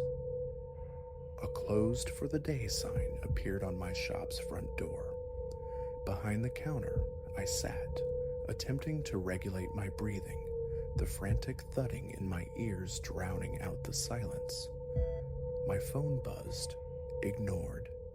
The mirrors dominated my thoughts, hulking presences in the back room.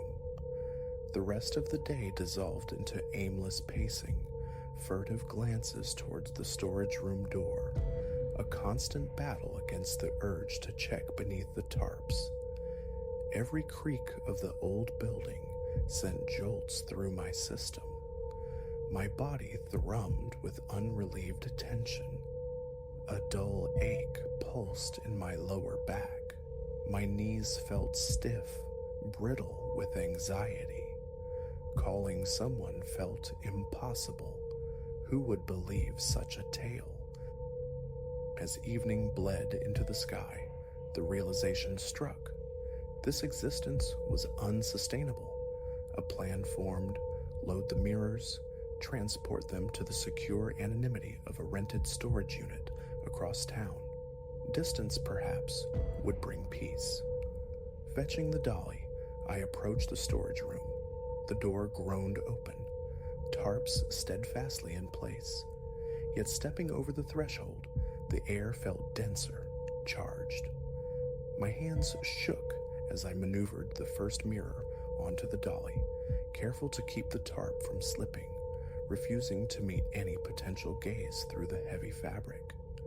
The frame felt unnaturally cold, pressing hard against my palms.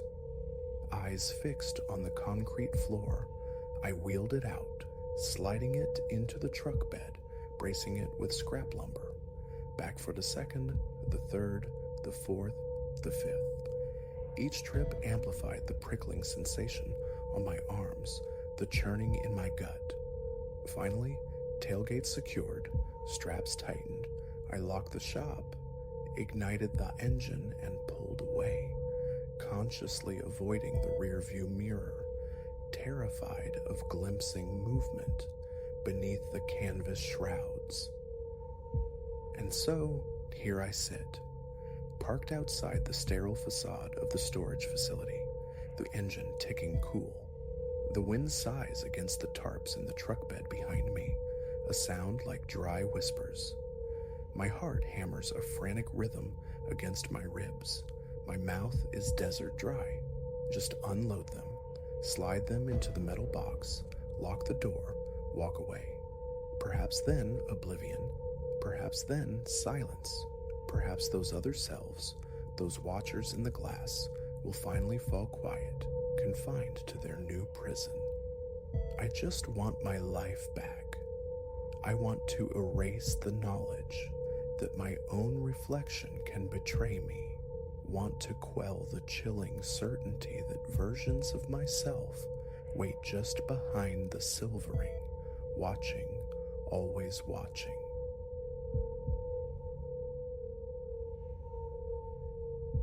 The resonance of my own solitary tread through the vacant artery of the corridor raised the hairs on my neck. Night duty at Apex Manufacturing always possessed a spectral quality, yet this particular night felt taut, expectant. A palpable tension saturated the air, as though the colossal structure itself held its metallic breath, anticipating some imminent fracture. Little did I fathom that within hours, flight would become my only recourse, a desperate scramble to unveil a secret potent enough to extinguish my existence. My name is Elias. For half a year, the graveyard shift has claimed me as Apex's custodian, a role far from illustrious but sufficient for sustenance, granting quiet stretches to wrestle with the novel gestating within me. The factory sprawls, a bewildering maze of assembly lines frozen mid-motion, shadowed storage vaults, and echoing hallways, most slumbering deeply under the cloak of night. This shift commenced like countless others, punching the clock at 10, a brief exchange with the departing day shift foreman, then immersion into the familiar rhythm of my rounds. The initial hours dissolved into the mundane, the swish of the mop across linoleum, the rattle of refuse into bins, routine. But as the clock crept towards 2, the ordinary fractured. Near the executive suites, a zone typically hushed and lifeless at this hour, muffled voices snagged my attention. Not inherently strange. Management occasionally burned midnight oil. Yet these tones were clandestine, urgent, emanating from a wing that should have been utterly deserted. Inquisitiveness, that treacherous impulse, overruled caution. I drifted closer, the mop handle suddenly alien in my grip. As the hushed dialogue sharpened, fragments pierced the silence. Consignment due tomorrow, precisely midnight. Cannot tolerate exposure. Ensure all potential complications are neutralized. A frantic tempo began drumming against my ribs. This was no standard corporate discourse. Edging nearer, I risked a glance through a sliver of open doorway. The sight within chilled the marrow in my bones. 3 figures occupied the opulent office. Silas Thorne, our imposing CEO, Marcus Vance, the granite-faced head of security, and a third man, vaguely familiar, sharp-suited, whose presence felt dissonant. They were clustered around a glowing monitor displaying intricate schematics of the factory floor. Thorne's finger stabbed at the screen. Ingress point here. The Nocturnal staff will remain oblivious. The unfamiliar associate inclined his head, and their discretion, reliable, generously compensated for their silence. Vance interjected, his voice flat, devoid of inflection. Should anyone develop inconvenient curiosity, well, industrial environments are prone to unfortunate accidents. A sound must have escaped me, a sharp intake of breath, the scuff of a worn soul. In perfect synchrony, 3 heads snapped towards the doorway, eyes locking onto mine. Time snagged, stretching into an unbearable stillness. Then, pandemonium erupted. "Secure him!" Thorne's command cracked like a whip. I didn't linger. Instinct propelled me backward, heart hammering a frantic tattoo against my sternum. Footfalls pounded close behind, gaining ground with terrifying speed. My intimate knowledge of Apex's labyrinthine guts became my shield.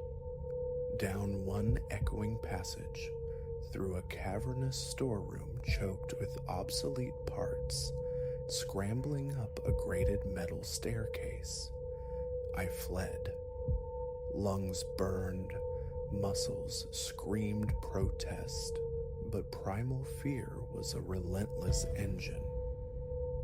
I burst into the main assembly arena, a vast cathedral of dormant industry, its colossal machines hulking like sleeping metal beasts.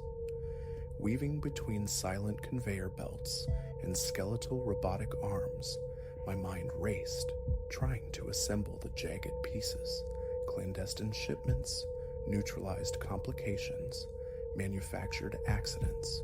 Illegality bled from every syllable I'd overheard. Danger. Escape was imperative, a call to the authorities essential. But my phone lay dormant in my locker, and every exit would now be a guarded choke point. A strategy was needed. Gasping for air behind the bulk of a colossal press, an idea sparked. The omnipresent eyes of the factory's security network. It recorded everything. Accessing that footage would yield irrefutable proof. The security hub, however, lay across the sprawling complex, and the nearing sounds of pursuit confirmed the peril. Caution and cunning were my only allies now. Melting into the deep shadows, I navigated the familiar patrol paths in reverse, exploiting my janitorial knowledge. Every clank of distant metal, every shifting umbra sent jolts of adrenaline through me.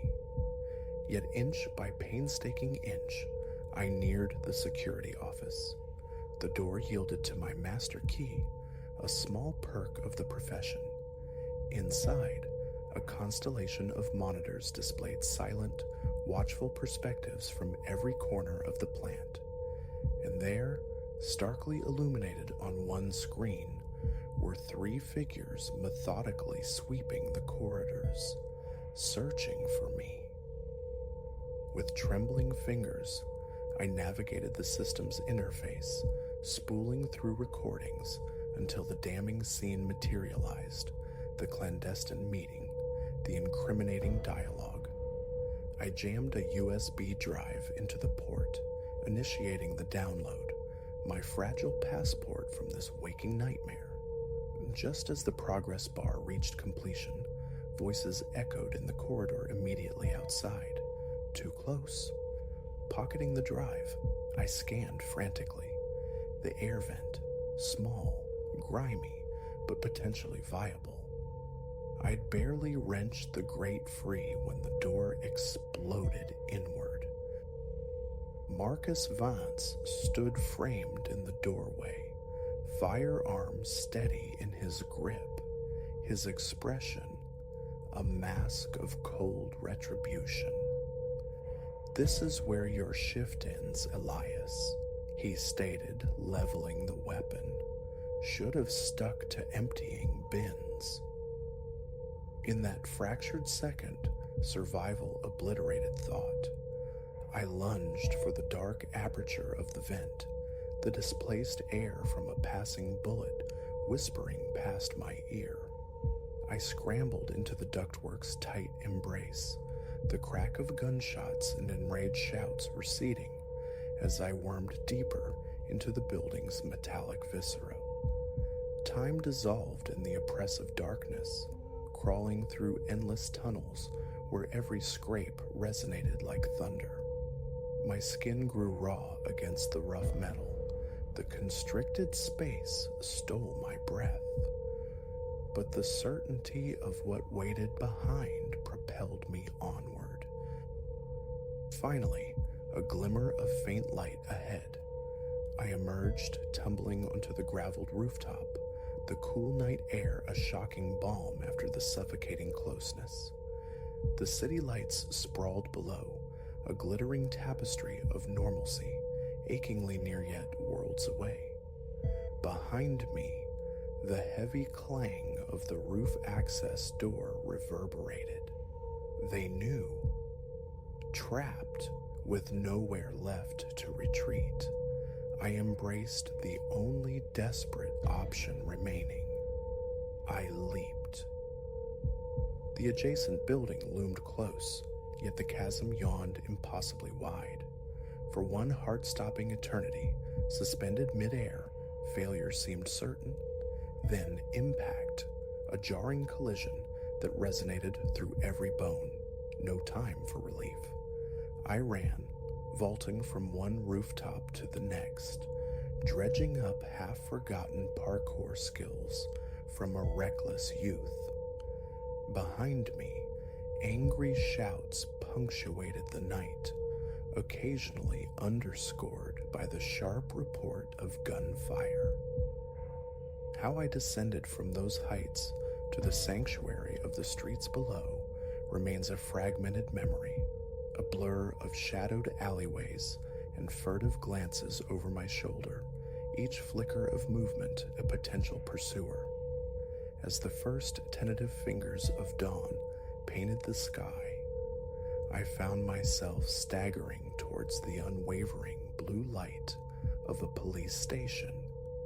Exhausted, bruised, yet undeniably alive, the small USB drive clutched in my fist like a sacred relic. The ensuing days became a maelstrom of depositions, FBI debriefings, and glaring headlines. The data stick held more than just the hushed tones of that fateful meeting. It unraveled a vast smuggling enterprise operating under Apex's legitimate facade for years. Arrests followed swiftly, ensnaring Thorne, Vance, and numerous executives. The corporation imploded under the weight of scandal, and I was unexpectedly cast as a reluctant hero, a whistleblower. Yet, even as the chaos subsided and a semblance of normalcy returned, the sensation of being watched lingered, a persistent phantom limb of fear. The hypervigilance that had ensured my survival that night remained embedded, causing me to start at sudden noises, to regard unfamiliar faces with ingrained suspicion. I left the city soon after, leveraging a portion of the reward money to forge a new beginning elsewhere. The novel, ironically, found its completion, its narrative infused with the raw terror of my ordeal, eventually finding unexpected success as a thriller. Sometimes, in the deepest hours of the night, the ghost of pursuing footsteps echoes in my mind. The icy grip of being hunted momentarily returns. But then I anchor myself to the truth. I endured. I navigated unimaginable peril and emerged, scarred but whole, and if that crucible could be survived, then surely I possess the fortitude to confront whatever shadows the future may cast. The night shift at Apex Manufacturing irrevocably altered the trajectory of my life.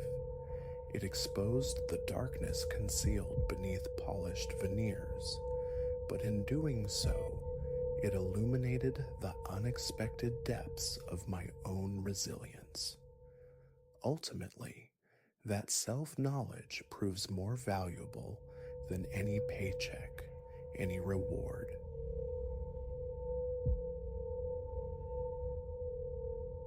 The first glimpse I had of them, the Thorns, Julian, Ilara, and their sprite of a daughter, they felt less like new arrivals and more like a misplaced piece of idyllic Americana finally slotted onto our sleepy Crescent Drive, a flawless tableau.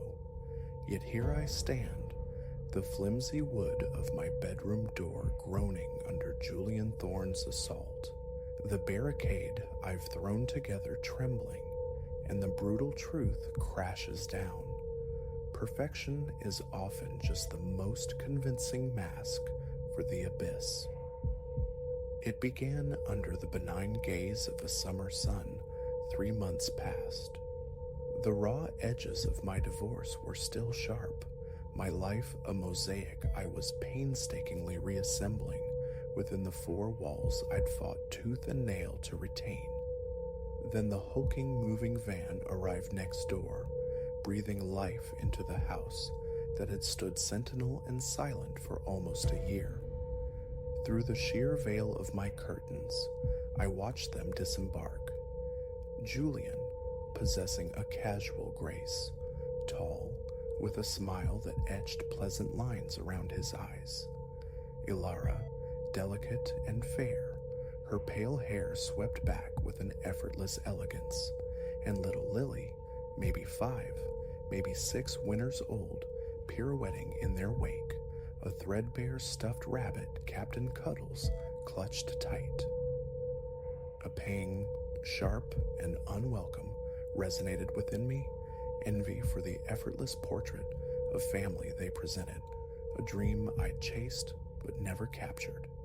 Still, the rites of neighborliness beckoned. Armed with a still warm platter of chocolate chip cookies, I crossed the lawn. Ilara opened the door, her smile a genuine sunbeam. "Oh, how utterly kind," she breathed, taking the offering.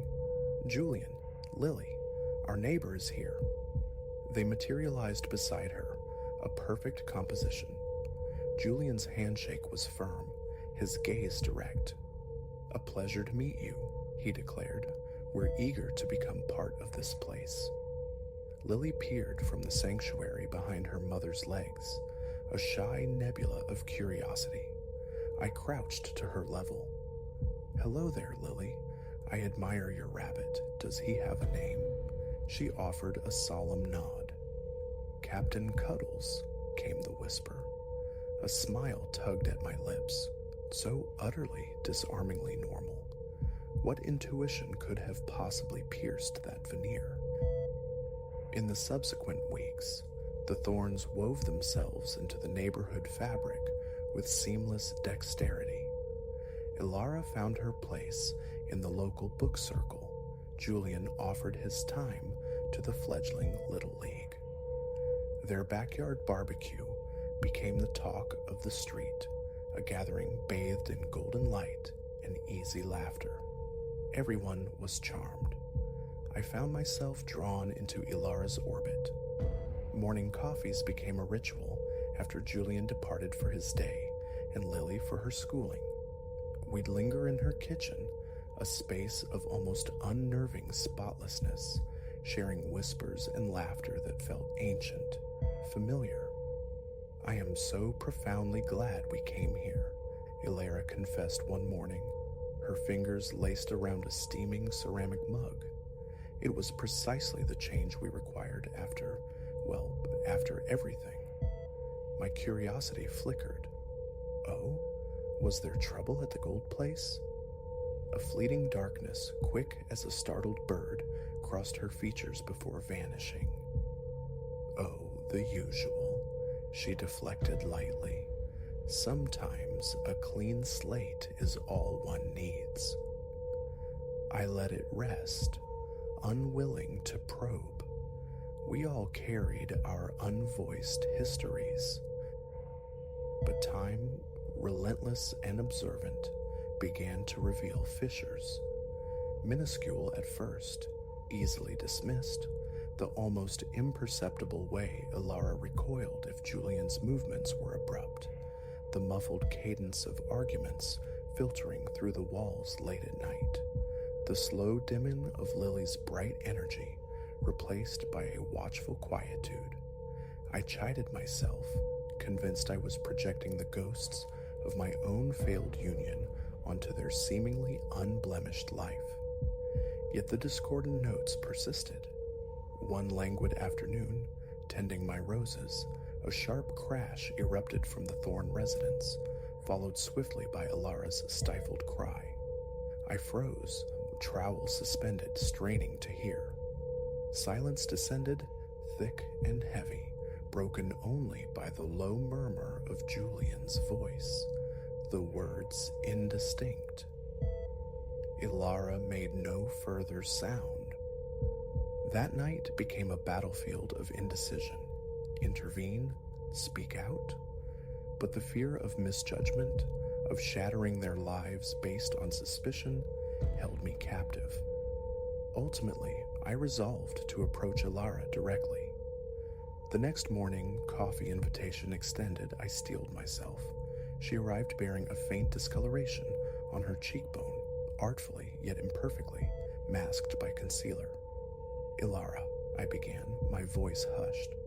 What happened? Her hand flew to her face, a gesture of practiced nonchalance.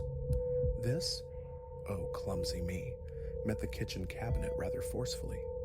I drew a steadying breath. Ilara, I heard yesterday. I heard something. Are you certain everything is all right? Her eyes widened, a momentary flash of stark terror illuminating them before the practiced calm resettled. Perfectly, she insisted, her tone unnaturally buoyant.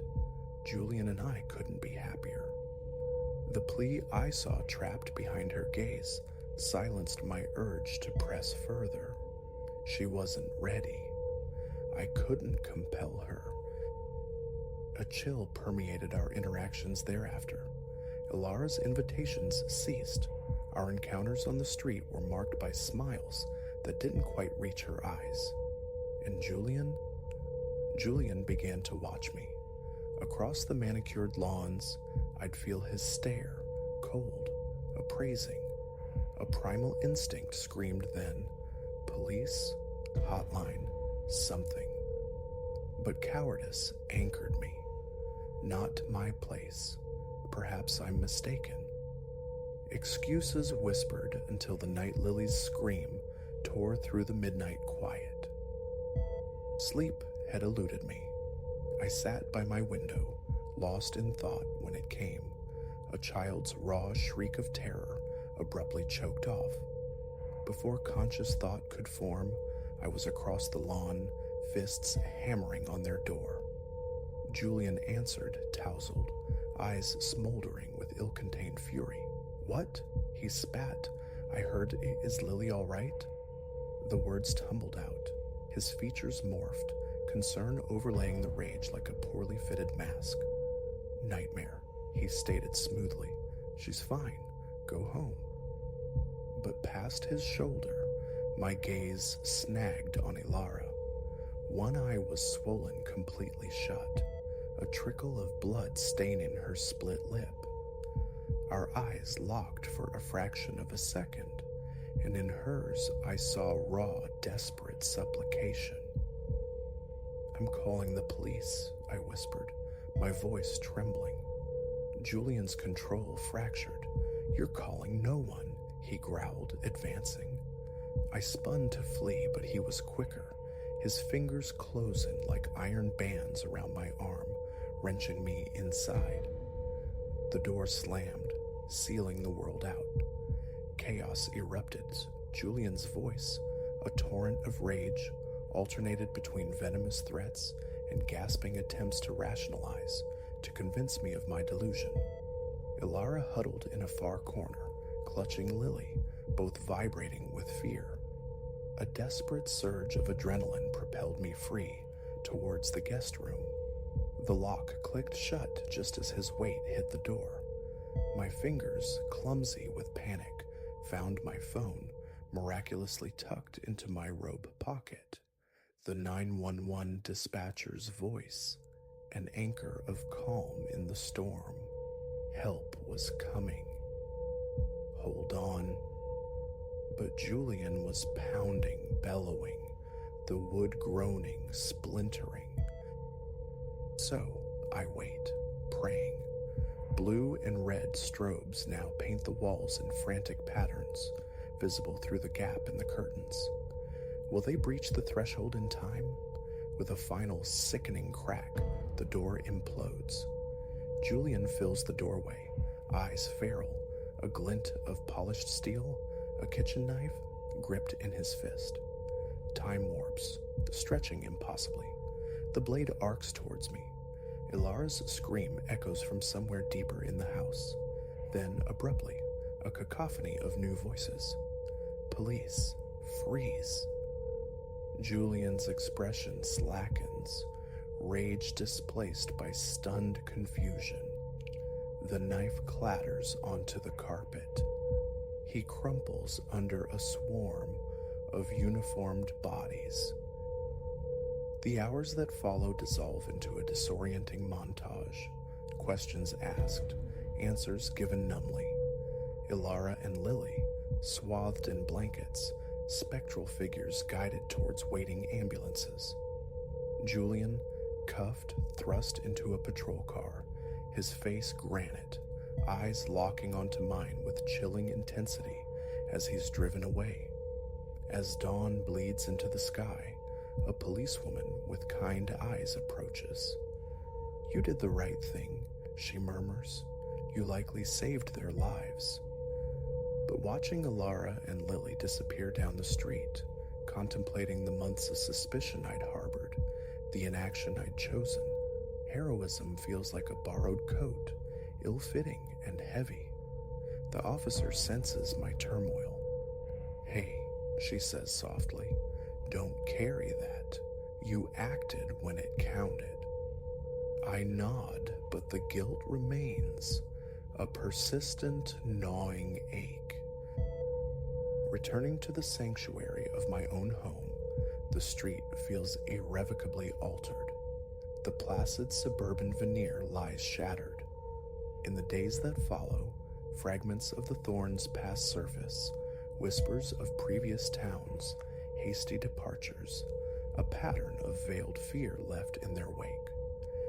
How many others, I wonder, saw the warnings and chose silence? Ilara and Lily never return. Word filters back they've sought refuge with family far away. I hope peace finds them, that healing is possible. I am left with the chilling certainty that darkness thrives behind the most ordinary facades, and that true neighborliness sometimes demands the courage to shatter the silence, to risk everything for a cry in the dark. The house next door stands vacant now, a hollow monument to the secrets it guarded, and each night I find myself watching the windows around me, wondering about the hidden dramas unfolding behind drawn curtains, wondering if I'll possess the strength should another scream pierce the quiet.